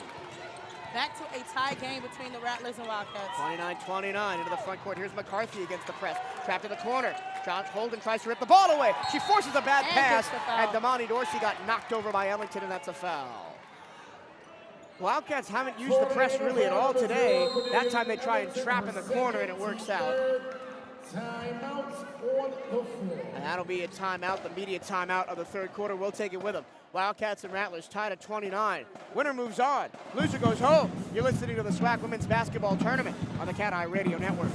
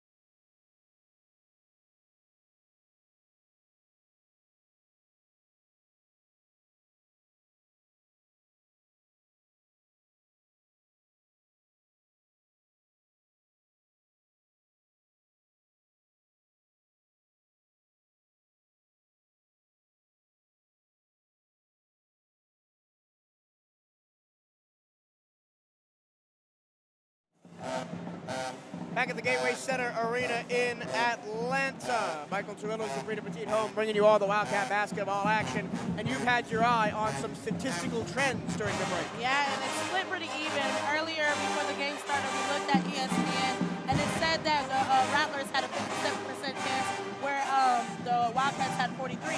But I'm looking at the game stats right now. For free throw percentage, Florida A&M is 8%, which is 80%. Their 3 points is 1 of 3, they're 33%, and their field goal percentage is 28.6. But if you look at the Wildcats, it's 75% for our free throws. We're 22%, 2 of 9, and then our field goal is 29.3, and it seems like it's split down the middle between both teams. Well, you could expect of two teams that split the regular season series that they'd be pretty evenly matched. Like, the question is, who's going to do it today? It will be Wildcat ball after Damani Dorsey got fouled right before the media timeout. Surprised it's not a shooting foul. Well, no, only. What's contact, though? Well, it was the other end of the floor. Yeah. And both teams only with, well, 3 fouls on FAMU, 2 fouls on the Wildcats here in this third quarter. Wildcats and Rattlers tied at 29 apiece. Holden into the front court, across the press break. She goes all the way in, kicks to the corner, out of bounds. It'll stay with the Wildcats. McCarthy hit that ball, I think, with her chest and knocked it out of bounds on the baseline. 21 seconds on the shot clock. 4:41 to go here in this third quarter. You know Robinson is going to, oh, never mind. Robinson's going to check out for Camille Jackson. This is when Sinai Tyler needs to go to work. When Robinson was out of the game in the first half, that's when she got all 6 of her points. In the corner, it's Dorsey. Around the Tyler screen. Wide open. Dorsey tried to get it back to Tyler, has to find Holden in the corner. Holden, down low, Butler. Butler, kick out, Holden. Madison, pump fake, shoots the 3, and it hangs on the rim, no good. Tyler Butler got the rebound, but was on the line. How do you like that? It's like right at the edge. When it's on the line, it's on the line. There were a couple of controversial calls in the last game between these two teams up in Tallahassee. Yes, it was. Where was it in? Was it out of bounds? Yeah. The referees Same thing called over it. here. 29-29. Rattlers with the basketball. The Wildcats turn it over again for the 14th time in the game. Purifoy dribbles past Holden into the front court. Switch by Dorsey. She goes around Dorsey, gets all the way in. Underneath Giles Jones, layup easy. That was a great transition by the Rattlers. Can we respond? Well, when your guard draws two defenders, there's a man open. Throw to the front court for Dorsey. Dorsey in a double team, picks up a dribble. Finds Maya Johnson on the elbow. Back to Madison Holden, who just missed a wide open. Sanai wide open on the baseline. She takes a jumper, misses it long, gets it right back, goes up, and scores the rebound. Great recovery. We talk about second chance points, right? The Wildcats only 9 second chance points on 14 offensive rebounds. 31-31 tie game. Purifoy and Kaylin Peters bumping shoulders at the top of the key. Now Purifoy attacks Holden, is forced to retreat. Purifoy between the legs. Slip to McCarthy. In between the circles against Sanai Tyler. McCarthy goes left. Kicks it to the corner for Giles Jones on the left-hand side. 7 to shoot. Now 6. Giles Jones, top of the key with 4. Driving in against Peters with 3, with 2. And she's walled up by Maya Johnson and missed the shot. Recover from that. Holden all the way in. Got bumped from the backside. Goes to the And rim still and go in, but scores. that was supposed to be a foul. I know, right? I can't believe that wasn't a foul. She got my bumped from behind. goodness. Still made the layup, though, as the Wildcats lead 33-31. Rattlers break the press. McCarthy attacking the paint. Up and under Johnson. Another easy layup. Responding. It's back and forth right now. Both This is offensives have shown up here after that media timeout. Johnson back to Dorsey. Into the front court for Holden. 2:47 to go in the third quarter and a tie ball game at 33. Holden bats the hand of Ellington. Left-hand corner for Dorsey. Sanai Tyler up top. High post Peters. Peters at the free throw line. Driving in. Puts it up. Got the foul. It hit the underside of the rim, but we'll go to the free throw line for Kaylin Peters. Halftime, we talked about the Wildcats need to be able to generate offensive plays. And obviously that happened when Robertson is not in the game. Now she's back in the game. Can we still create those offensive plays? Yeah, and the other thing, right, is we're running the full court press. And the last 3 times down the floor, FAMU has easily broken the press and got easy layups because of it. Do we need to drop off the press or maybe even wind it up? Because we're pressing near the half-court stripe. Do we need to jump it up to a 3/4 or maybe a full court? And that's what really questions me a little bit, because it's never an in-between with the Wildcats. It's either we press really hard or we don't press at all. And when we don't press at all, they blow right past us. Now here comes the Wildcats. They will turn up the pressure a little bit. Ellington at the free throw line, draws 2 defenders, got it across. Here's Ellington on the baseline, pull-up jumper, good. Ellington has come alive here in this second half. You talked about something about those 22. Oh!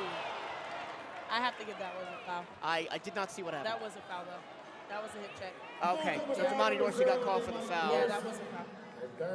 And another it's going to be it's not really a turnover because of the foul, but another turnover for the Wildcats. But that's 3 on her. That's 3 on Dorsey. I'd love to see Alexandria Johnson come in for her. Here comes Janessa Kelly. All right. Oh, she was 0 for 1 on threes. Janessa Kelly in the game yesterday.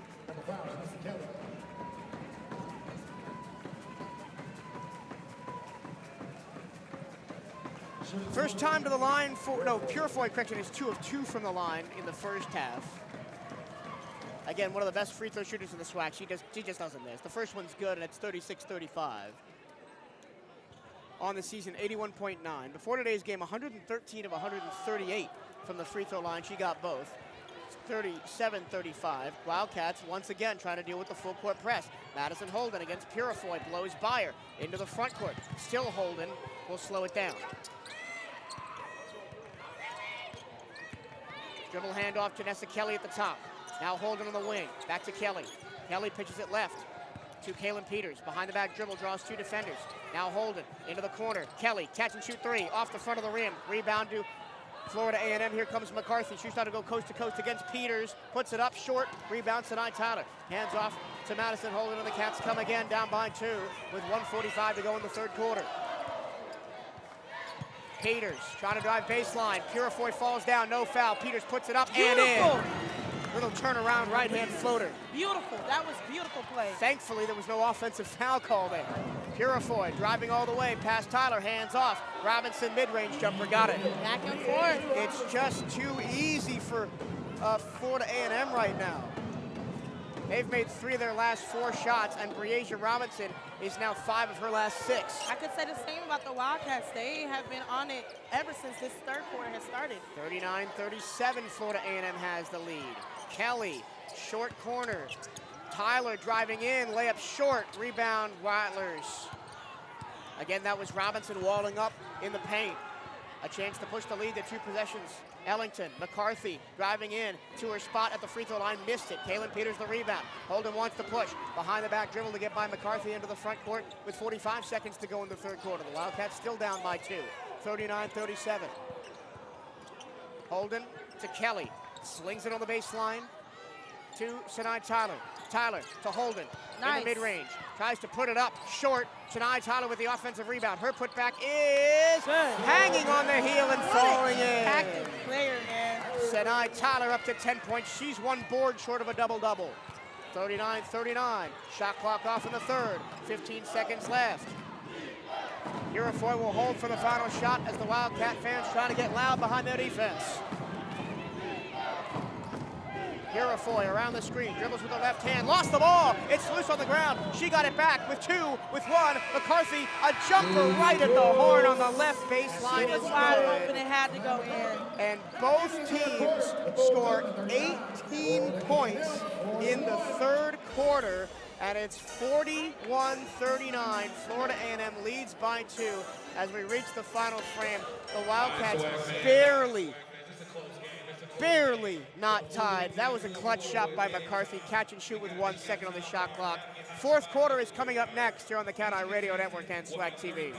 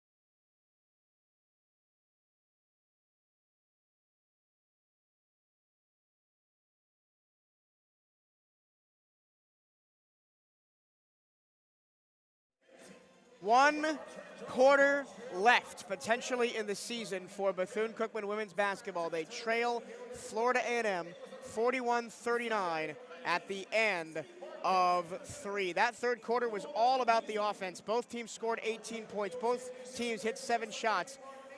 The only difference was free throws. FAMU went to the line a little bit more. It's one more time than us. Yeah. That was the only difference. Thin margins between these two Sunshine State rivals. And what's worrying to me, Sabrina, as we get to the fourth quarter, is how easy some of those FAMU points were coming towards the end of the third. It feels like the Wildcats almost getting tired a little bit on defense. Yeah, honestly. And this is something that I really expected. This has been a chaotic game throughout 3 quarters in, and it still has not feel calm at all. We need to play calm right now. These last 10 minutes has to be the most efficient, the most calmness game we've ever played in our entire season. The winner moves on to tomorrow at 11 a.m. They'll take on the #1 overall seed, the Alabama A&M Bulldogs, who haven't lost since January 1st. The loser goes home, and no matter who wins this game, the loser will go home thinking that they had a shot. Florida A&M starts with the ball going right to left. Giles Jones in the paint. She's double teamed. She tries to rip through, puts it up off the rim, no good. Maya Johnson gets her 11th rebound of the game. Johnson speds right past through the Rattlers. Sanai Tyler layup, no. Brooks chased to the corner, gets the rebound. Slow it down, Wildcats, slow it down. Lexi Johnson back to Phillips in the corner for Brooks. Brooks around the back screen set by Tyler. 10 seconds on the shot clock. Phillips on the edge. Tyler in the mid-range. 5, 4. Tyler got to throw it down low. Johnson with 3. Johnson with 2. Johnson lost the ball. 1-0, and that's the shot clock violation. You got to put it up there if you're Sanai Tyler. You've got the hottest hand in the building. Just throw it up. I think she knows that that mid-ranger is not usually the shot she takes. But in this case, since her hands are very hot, she might have had that touch that she was looking for. A chance to increase the lead for FAMU. Purifoy against Brooks. Purifoy to the corner. Ellington against Tyler, driving the baseline on the right-hand side. Fading away. String music for Ellington. What a shot. A spin and a fadeaway to give a 4-point lead to FAMU. Coach Gordon is really happy on that sideline right now. Bridget Gordon in her 3rd season with the Rattlers, former Tennessee legend. Johnson down low, threw the ball away, trying to find Tyler. Another turnover for the Wildcats, their 17th of the ball game. A chance to put a dagger in the heart. Giles Jones, push shot from 10 feet away, missed it. Maya Johnson battles for the rebound. Got to find somebody with it, almost got stripped, but she does underhanded out to Alex Johnson. Alexandria Johnson now. To Phillips on the wing. Phillips to Johnson. No correction, that's Tyler. Johnson spinning inside, forcing it up. Breasia Robinson has been unbelievable in this game. Blocking our shots down at the post. We have to be able to figure out how can we pull Robinson out of that paint. 5 blocks for Robinson, and who knows how many other forced misses. Purifoy driving in. Is that a bucket and a foul? It is. That's the 4th on Jordan Brooks. No basket. Foul on the floor. So it was a hip check by Brooks to the free throw line. That's her 4th foul. Like yesterday, she barely had any. Yep. And it is all FAMU right now here in this 4th quarter. They're lead by 4. The Wildcats have turned the ball over every time they've had it so far in the 4th. Haven't been able to make a bucket since. They're scoreless over the last 2 minutes and 26 seconds. In the corner, catch and shoot 3 for Jackson. Short, rebound, Robinson for FAMU. Kick out back to Jackson at the top of the key. Giles Jones in the left-hand corner, back to Jackson. Slings it to Purifoy. Purifoy driving in on Phillips. Phillips forces her back. Behind the back dribble on the baseline. Back to the top of the key with 5 seconds to shoot. Jackson pulls up top of the key. Misses it wide to the right. Rebound of the Wildcats. Here comes Madison Holden. 7.5 to play. Cats down 4. Need offense, and they need it now, but they got to work around the 6'3" Breasia Robinson. In the right-hand corner, here's Tyler Butler. Catch and shoot for Phillips from the wing. Oh, just rattles out. So now Tyler Butler battles for the rebound. She stumbles, gives it to Holden. 15 on the shot clock. Johnson controls the basketball, dribbling at a high. Now it's Holden. Phillips on the wing with 8. Butler at the free throw line, up fakes, drives it. Robinson got a shot rejected. Wildcat ball out of bounds on the baseline with 3.5 seconds to go on the shot clock. Breasia Robinson is just so ridiculous. That's her 6th block. She has 6 rebounds and 8 points on triple-double watch right now. 3 seconds to get the shot up. Holden, the trigger. Sanai Tyler catches, puts it up with the right hand, off the rim and in. What a play by Sanai Tyler. Great communication for both teams, too. She's got a double-double, 12 and 10. Trying to drag the Wildcats back into this, down 2. Giles Jones free on the wing, she drives in. Tyler gets the block. Tyler Butler, that is, gets the block. Rattlers will still control the ball out of bounds underneath the basket to listeners left. 6:41 to go in the game, 22 on the shot clock. This has been such a game with so much tension. I haven't been able to muster up to say anything. Ellington off the long inbounds pass. Hands to Purifoy. Switch by Johnson. Robinson at the free throw line. Pulls up. Clanks it off the heel. Rebound to Phillips. Here come the Cats. Johnson surveys. It's going to be a 4-flat ISO play. Sinai Tyler at the free throw line. Dribble handoff to Holden. Back to Tyler. Up fake, top of the key, driving at Robinson. Kicks back to Holden. 10 on the shot clock. Holden around the Tyler screen. Holden at the free throw line. Gets in. Blocking foul called. They finally called the block on Purifoy, and Madison Holden will go to the free throw line. I got a little nervous. And Holden, Purifoy went right to the ref to complain I got hit in the chest. Well, you gotta be in a legal guarding position. Your feet can't be stumbling all over the place. This is where Madison Holden has to take advantage of that. Holden with a chance to tie the game. Good on the first. The junior from Reseda, California. She has gone off many times this year, including 28 points versus Jackson State in a loss at home. She also had 2 Wildcats fell down on the rebound. How did that happen? I don't know. She made both of them tie the game at 43. Madison Holden's 2 best performances of the season were against Jackson State. She had 28 and 20 in the 2 meetings between those 2. 6 minutes left. The Wildcats are still in it. I see a comments coming over them. Great Ellington, defense. Guarded by Holden. Holden forcing her back, still way beyond the three-point line. At the free throw line, kick to the corner. Here's Giles Jones. Ellington on a catch. Down back low to Giles Jones, inside the charity stripe. Spins, puts it up, good. That a beautiful move by Maya Giles Jones. She's now got 8 points at a 45-43 Rattler lead. Rattlers are punishing the Wildcats in the paint here in this second half. Holden on the left wing. Cycles around to Johnson. Johnson back to Holden who ran the baseline in the corner for Phillips. So Tyler Butler, mid-range jump shot. Too strong, rebound to Ellington. Long pass ahead, Giles Jones. He's gonna drive right in on Holden. Holden falls down, blocking foul and one. Plant your feet. That may be the momentum shifter right there. It's now 47-43 and a chance to make it a 5-point game at the free throw line. Gotta get Kayla Peters back into the game. She was one of the only players on the Wildcats that has been able to draw these fouls efficiently in the paint against Robinson and Giles Jones. Giles Jones to the free throw line, a 61% free throw shooter, former McDonald's All-American nominee out of Sanford High School in Fayetteville, North Carolina. Started her college career at Fordham, and she makes the free throw, and it is a 5-point Rattler lead, their largest of the second half. Rattlers trying to take advantage of that and ensuring a full court press. Holden with a head of steam, gets to the baseline, got her shot rejected by Robinson again. Wildcats wanted a foul, tie up underneath, and the Wildcats will get the ball off the alternating possession. Nice job by Holden, who got her shot blocked to recover and force the jump ball against Giles Jones. This is the final media timeout of the game. 5-point lead for Florida A&M. Wildcats trying to come back and stay alive for one more day here at Atlanta. We'll have the end of the game for you when we come back here on the CatEye Radio Network.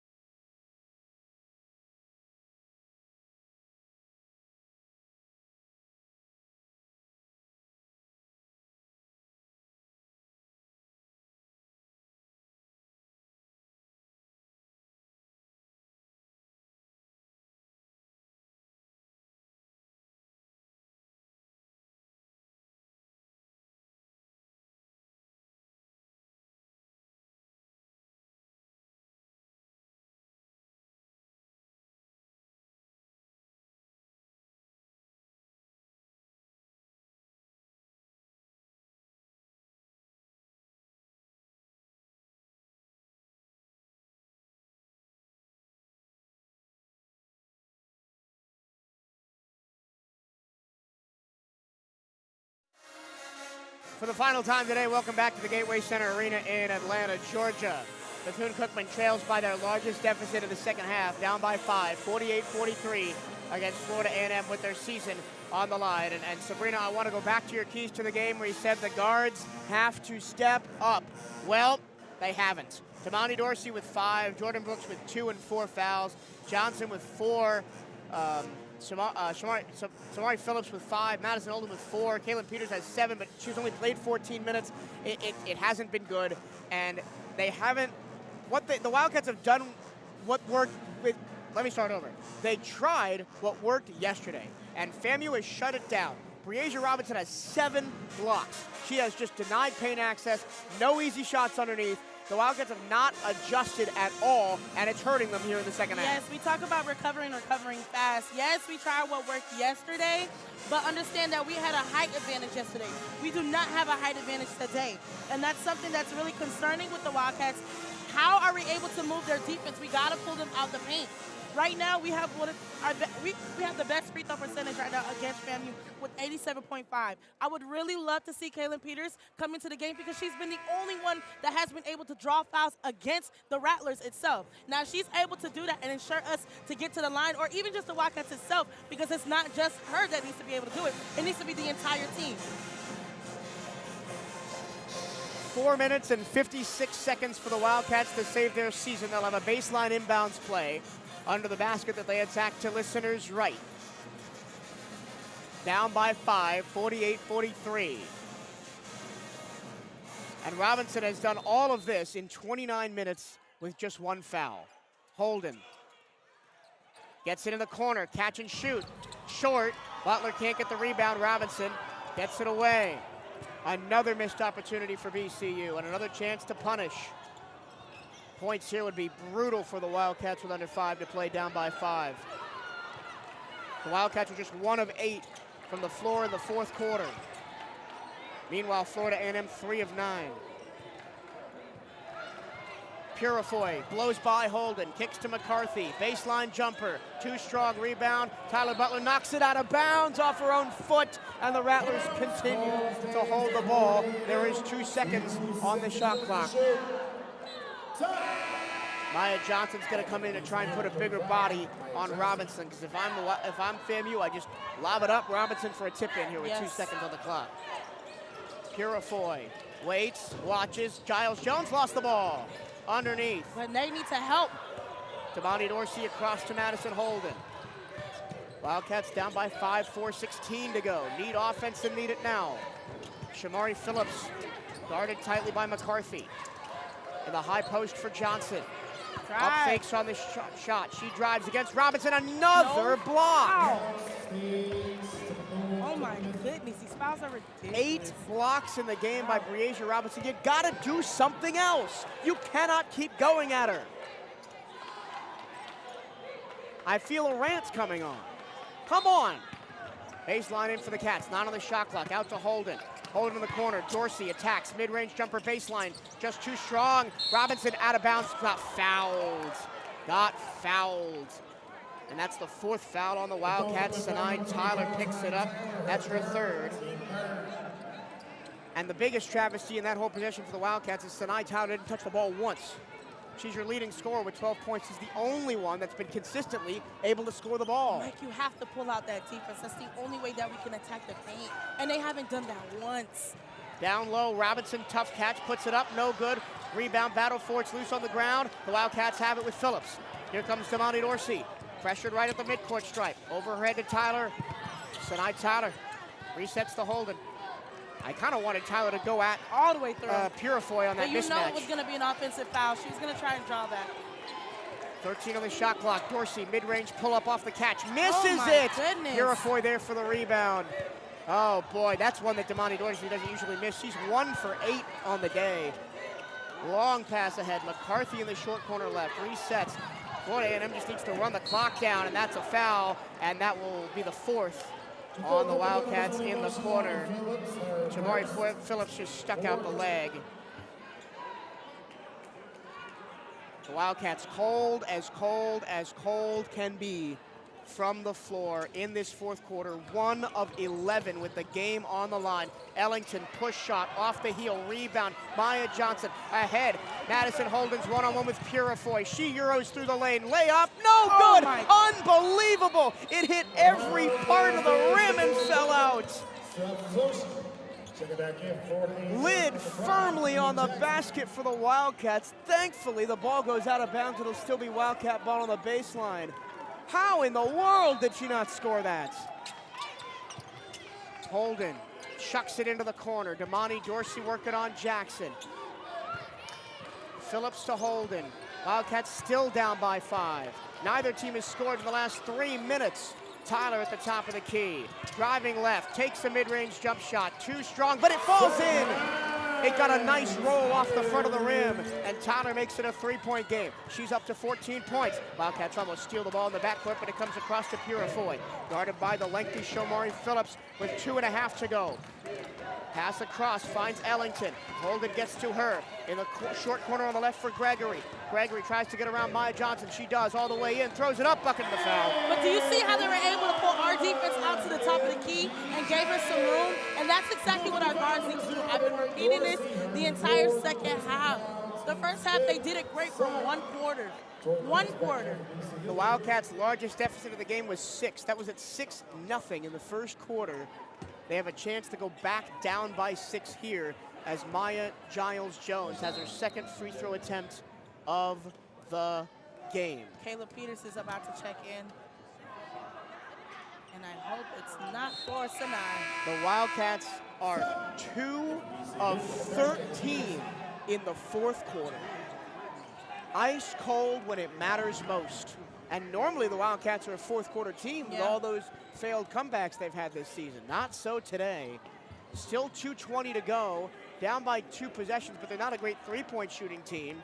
Just 28.8% on their three-pointers on the year. They've only hit 2 today, and those were both in the first quarter. Giles-Jones misses the free throw. It remains a 5-point game. Jordan Brooks playing with 4 fouls. Shamari Phillips, catch and shoot right wing 3. Clanks off the heel, rebound Ellington. That was what are you doing on that possession? You gotta move the ball around. That was 1 pass into a contested 3. Wildcats need another stop, down by 5. 2 minutes to go.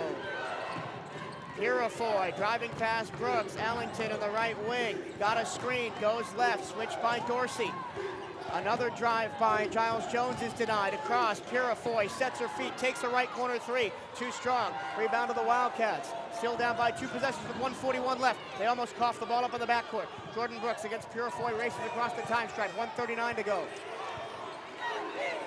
Shamari Phillips back to Brooks, and they play a 1-2. Dorsey. Damani Dorsey, the senior, the career Wildcat. In the corner for Phillips. Maya Johnson at the free throw line, driving in. Layup, short, rebound, puts it up, got fouled by Robinson. She's been doing that all game, and now it's been Only the second foul on Breasia Robinson in the game. What a standout performance for her tonight. Still online for potentially a triple-double. 8.7 rebounds, 8 blocks. 8 blocks!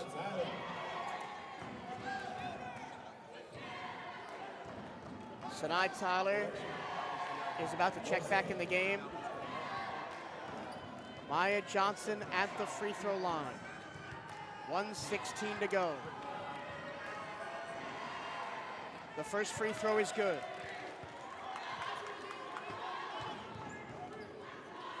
Maya Johnson, the sophomore from Miami.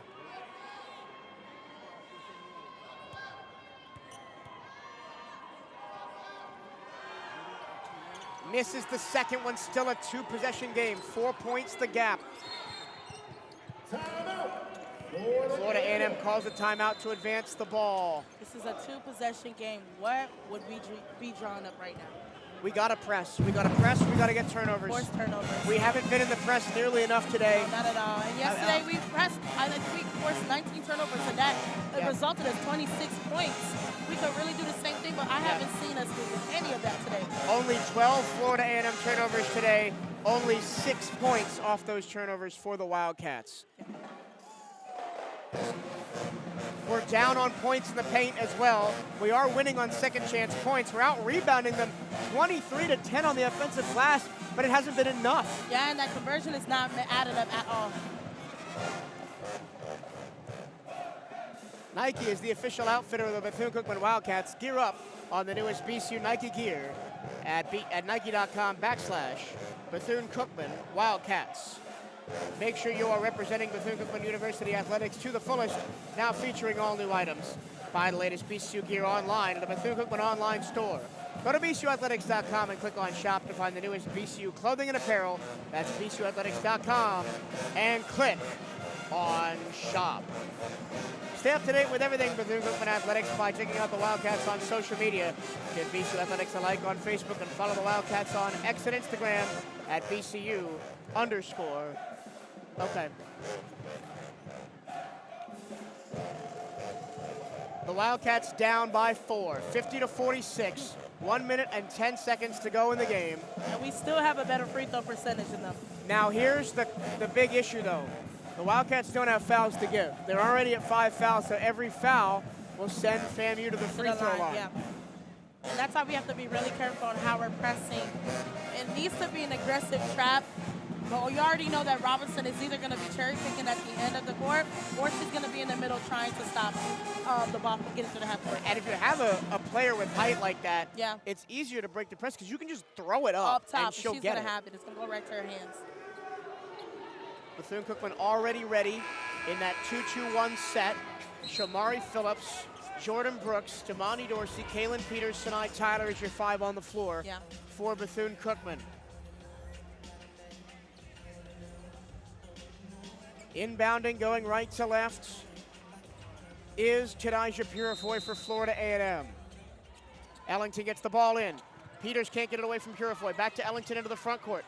Ellington trapped, splits it, almost lost the ball, does! Sinai Tyler takes it away. Phillips up the floor, uncontested layup, good! 2-point game, 1 minute to go, 58-50. Clock runs, under a minute. Ellington, inbound pressure, got it back. Purifoy now with the ball in the backcourt. Purifoy goes left, passes to Ellington. 47 seconds left. Ellington gets in, bounce pass to the corner for Giles Jones. Jones takes time off the clock, 16 seconds left on the shot clock. Ellington still dribbling around the top of the key. Ellington driving, 6-5, Purifoy up fake in the corner, got fouled. Kaylin Peters tried to reach in, and Purifoy's gonna go to the line where she is perfect today. Oh, that's unfortunate. It's so unfortunate. Because honestly, if we were be able to hold them down for that last 7 seconds, it could have been easily going into overtime, or we could have relied on Shamari Phillips for a 3-point and end that game right there. And now it will likely be a 4-point game again with 30 seconds left. And that's really tough for us since we haven't been able to get into that line. Purifoy gets the first. Perfect all day. 5 of 5. 81.9% of the season, top 5 in free throw percentage. He's also second in assists in the SWAC. Gotta call a timeout right here. They do. They will advance the ball. Down by 4, 30 seconds left. So now, with the shot clock off, score quick, foul. You have to do it. It has to be at the line, at the 3-point line as well too. So it doesn't though. It doesn't. Does it though? For it to go to overtime, yes. And you gotta foul somebody other than Purifoy when you do foul. And it has to be Kaylin Peters. Kaylin Peters, or it has to be Sinai Tyler. It's gotta be Sinai Tyler. 14 points, 11 rebounds, 2 steals, 2 assists. It's been her game. MVP and really, she's been the only Wildcat that has stepped up today. Showing up for real. I'm looking at who's got the lowest free throw percentage for Florida A&M. Breasia Robinson, 58.9. Jordan Body, 42.9, but she's not in the game. Tylen Payne, also under 60%. She's not in the game. So if you're going to foul anybody, foul Breasia Robinson. She's their lowest percentage. Wildcat ball. Wildcat ball. Sideline in. Janessa Kelly's in the game. You know a 3-pointer is coming, and she already shot her first one and didn't go in. So this one. Kelly, elevator screen for Brooks. 30 seconds left to go in the game. Damani Dorsey on the right wing side. She goes right. Sinai Tyler on the wing. Tyler driving, kicks it out. Dorsey all the way in, throws it up. Yes. Got the foul, will go to the line. 17 seconds left. The biggest free throws of Damani Dorsey's career coming right here.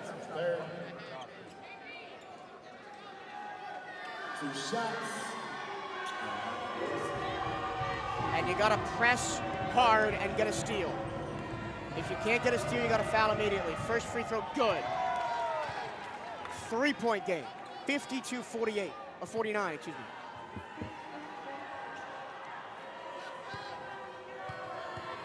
Dorsey, 4 dribbles, a spin, a knee bend, and good.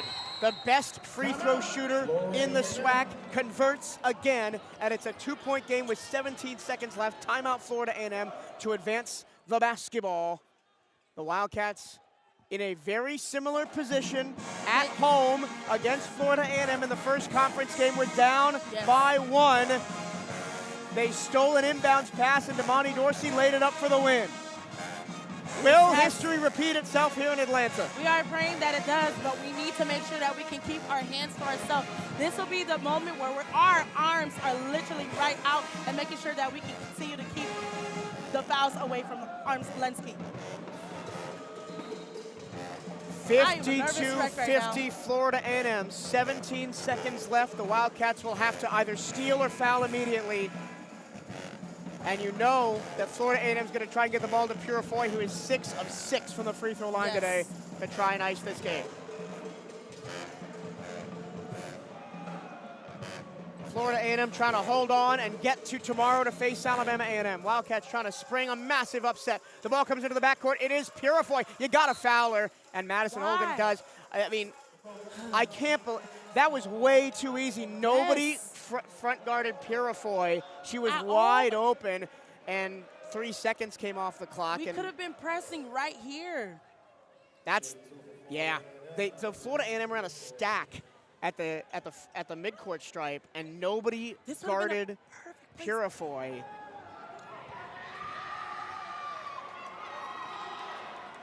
She remains perfect. 3-point game. This one to give the Wildcats down by 4 again. The Wildcats still have 2 timeouts. They'll call another one after this. Second free throw, which is no good! Timeout Wildcats, rebound, Shomari Phillips. This has been the most nerve-wracking, chaotic game that I have ever seen between these 2 teams. And we have seen some games between FAMU and the Wildcats itself. 2 games in the regular season decided by a combined 5 points between these 2 teams. I have been up and down all game. I'm hoping that this time, it was only by luck that she missed that, because she has been perfect at that stripe the entire game. It was only by luck. So we're hoping that the Wildcats have been able to convert. They're going to be in our faces. 15 seconds left. You got to drop a 3. Yes, or pull them out. To potentially send it to OT. Yes. Just like the SWAC tournament last year. The Wildcats hit a 3 late in the game to send it to OT. Yes. Janessa Kelly's on the floor. Damani Dorsey's on the floor. Dorsey and Phillips both hit one already in the game. Pull the defenders out of the post. 15 seconds left. The ball comes in to Kelly in the corner, puts it up. Oh, in and out, rebound. Wildcats kick out. Top of the key, Brooks fires a 3, partially blocked, no good. Purifoy got fouled, and that's the end of the game. 2 really bad looks, and there was no off-ball movement. Honestly, Kelly got it and just chucked it up. It was close. That was very close. And then the kick out to Brooks had it partially blocked on the edge, and the Bethune-Cookman season will end in the SWAC second round. Damani Dorsey fouls out of the game, only 7 points for her, just 1 field goal. Not the way she would have wanted her collegiate career to end. And now you're hoping for 2 missed free throws here from Purifoy, which it's not going to happen. Yeah. It's not going to happen. She missed the one. That was the one for the day. That was your chance. You had your chance, and now Purifoy will slam the door. There it is. 5 seconds left. Wildcats will have 1 timeout left. I think they will call it. Just just in case something wacky happens. Down by 4, and the second free throw is good. Down by 5, 55-50. Timeout Wildcats, and now we got to start talking about the Wildcats season. They end 7-26. Not the year they would have wanted. Of course. A lot of player development, though. That's one thing I can go ahead and give to the Wildcats.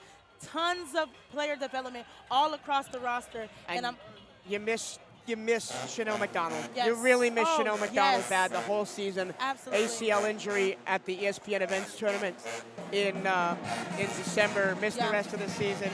You miss Kiara Gregory as well. Yeah. She's out for most of the year. And you're going to lose another game by less than 2 possessions. 7 conference games lost by less than 2 possessions, counting this one today.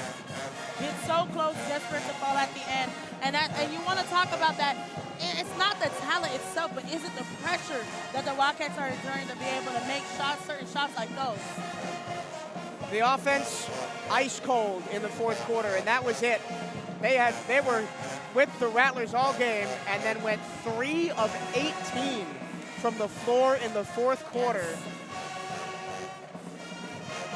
Only 11 points in the quarter. They got outscored 14-11 as they tried to come back. And it's the first quarter, again, that ends up being the difference with FAMU starting fast and leading at the end of 1. 28%. The Wildcats shot 28% today. Field goal.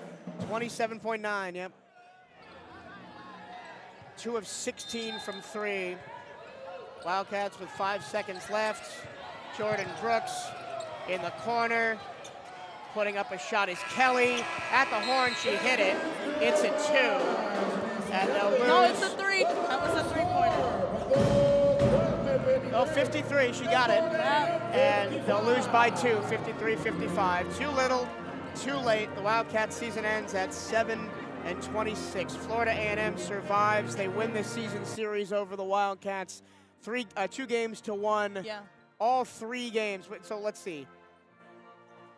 3 games decided by a combined 7 points between these 2 teams this year. The Wildcats just come up the short end of the stick today, and it's the offense that let them down, or really the great defense by Breasia Robinson. 8 blocks. Wow. And phenomenal here's player. The thing. Here is the thing. Here is my rant. I'm going to do it now. Okay. They did not do enough to change. They didn't do enough to change the looks. They went back to the same plays over and over again. Throw the ball into the post, one-on-one with Robinson, where you know she was beating you every time. And you know she was beating you every time, and nothing changed. That's what won FAMU the game today. I also want to go ahead and talk about that press right here that was able to ensure them to get an extra foul. If we were able to press at least half court, that would have been ensure a turnover for us, at least a 2-point. We probably could have still been in this game. Nonetheless, great game by the Wildcats. Here are your final scoring totals tonight. Tyler played out of her mind. 14 points, 7 of 12 from the floor. Double-double with 12 rebounds, 2 assists, 2 steals, a block. Damani Dorsey had 7 points, just 1 of 8 from the floor in her final collegiate game. 1 of 3 from 3. She was perfect from the free throw line. She also fouled out. Shamari Phillips had 7. 3 of 9 from the floor, 1 of 4 from the three-point line, 6 rebounds, 2 steals. Kaylin Peters, 7 points, 2 of 4 shooting, 3 of 4 from the line. Only 16 minutes, didn't see enough from her today. Alexandria Johnson, 4. Madison Holden, 4. Maya Johnson, just 3, but had 14 rebounds. Tyler Butler, 2. Jordan Brooks, 2. Janessa Kelly, just 2 right at the end. It was overturned to a 2-point basket, not a 3, so the final score is 55-52. For Florida A&M, their final scores. Maya Giles Jones had 13, Shania McCarthy had 13. Both had 6 field goals. McCarthy was 1 of 3 from 3-point range. Tanaja Purifoy had 9, didn't hit a field goal, but was 9 of 10 from the free throw line. She iced the game for the Rattlers in the fourth quarter with 6 of her 9 free throws being in that final frame. She also had 6 rebounds, 6 assists, and 4 steals. Breasia Robinson is my player of the game. 8 points on 4 of 8 shooting, 8 rebounds, 8 blocks. Wow. And again, the Wildcats just didn't do enough to draw her away from the paint. They didn't change it up, and she dominated over and over and over again. 34 minutes with only 2 fouls as well. Phenomenal. Jackson had 6 points, just 1 of 6 from the floor, but 4 of 6 from the free throw line. Ellington had 6, Swan and Body played but did not score. Your team stats, and this is going to be baffling, absolutely baffling. The Wildcats almost doubled up the Rattlers on the glass. 54-35 in terms of rebounds, 24-10 in terms of offensive rebounds, 16 second chance points to 6. That was really the only thing that went the Wildcats' way today. 13 assists to 12 in favor of FAMU. The Wildcats turned the ball over 17 times, leading to 12 points off turnovers for FAMU. The FAMU turned the Rattlers over 13 times, leading to 8 points off turnovers. 11 steals to 8 for FAMU. 12 blocks to 9 in favor of FAMU. It was a block party on both ends today as Maya Johnson and Tyler Butler both had 3 blocks. Damani Dorsey had 2, Sinai Tyler had 1 for the Wildcats. In the fast break, the Wildcats had 8 points to 6. Points in the paint tied 26-26. Once again, your final score, 55-52. Florida A&M wins it and advances to tomorrow's quarterfinal to take on Alabama A&M. Shooting splits look like this, and for the Wildcats, 29%.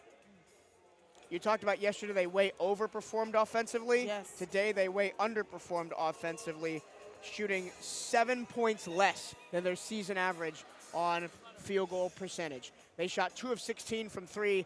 I mean, only 16. I mean, they shot 16 threes. That's not usual for them, but mostly because they were in desperation mode down the stretch. They were 10 of 12 from the free throw line again. Excellent from the free throw line, but only 12 free throws. They shot 30 free throws yesterday in the win over Texas Southern. I got to talk about the foul discrepancy. 21-10 in terms of fouls. No fouls is being called. The Wildcats called for 21 fouls, only 10 on Florida A&M. And some of them were ridiculous non-calls. Absolutely Especially hammered in that us. post. The fact that Robinson got away with only 2 fouls the whole game is ridiculous. For Florida A&M, they ended up shooting 33.3% from the field, 19 of 57. Just 1 of 5 from 3. Their only 3 was McCarthy in the first quarter.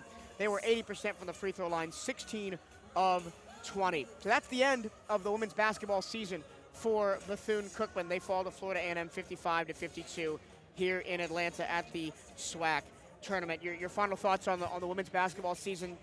Underperformed. You have to say underperformed. Very much so, but I want to go ahead and give it up for player development. Hopefully next season they'll be able to come out with a different, new look into what is going on to the next season. We have to, as we always do, give a shout out to the players who are our seniors leaving college experience behind. Kaylin Peters, Shamari Phillips, Tyler Butler, Chanel McDonald, we wish you had played. Miss you, girl. Chanel maybe gets another year for a medical hardship. We don't know, but these are the players that celebrated senior day back in the last home game. Chanel McDonald, Alexandria Johnson, and of course, Damani Dorsey. There's really not much more to say than she has been a tremendous servant of this program for the last 4 years. You could tell when I was interviewing her yesterday after the team won. It was her first ever tournament win as a member of the program. You can tell how much that meant to her. Yeah. I really feel for Damani. She struggled today, just 1 of 8 from the floor. Not how she would have wanted her college career to end, but we have appreciated your service to this program. Thank you so much, Damani Dorsey and all the other seniors. That'll do it for us here courtside at the arena here in Atlanta. Men's begin their journey next. They'll play either Prairie View A&M or Alcorn State tomorrow. We'll find out today. That matchup is coming up next here in Atlanta. For our producer and head of sports information, Bryce Wojnowski, Sabrina Petit-Home with me all season long on these basketball broadcasts. My name is Michael Trillo. Thank you so much for listening, not just today, not just this week, but to the women's basketball broadcast all season long. We appreciate each and every one of you. We'll be back tomorrow at 2 o'clock as the men's team begin their chase for the title. So long, and hail Wildcats. Hail Wildcats.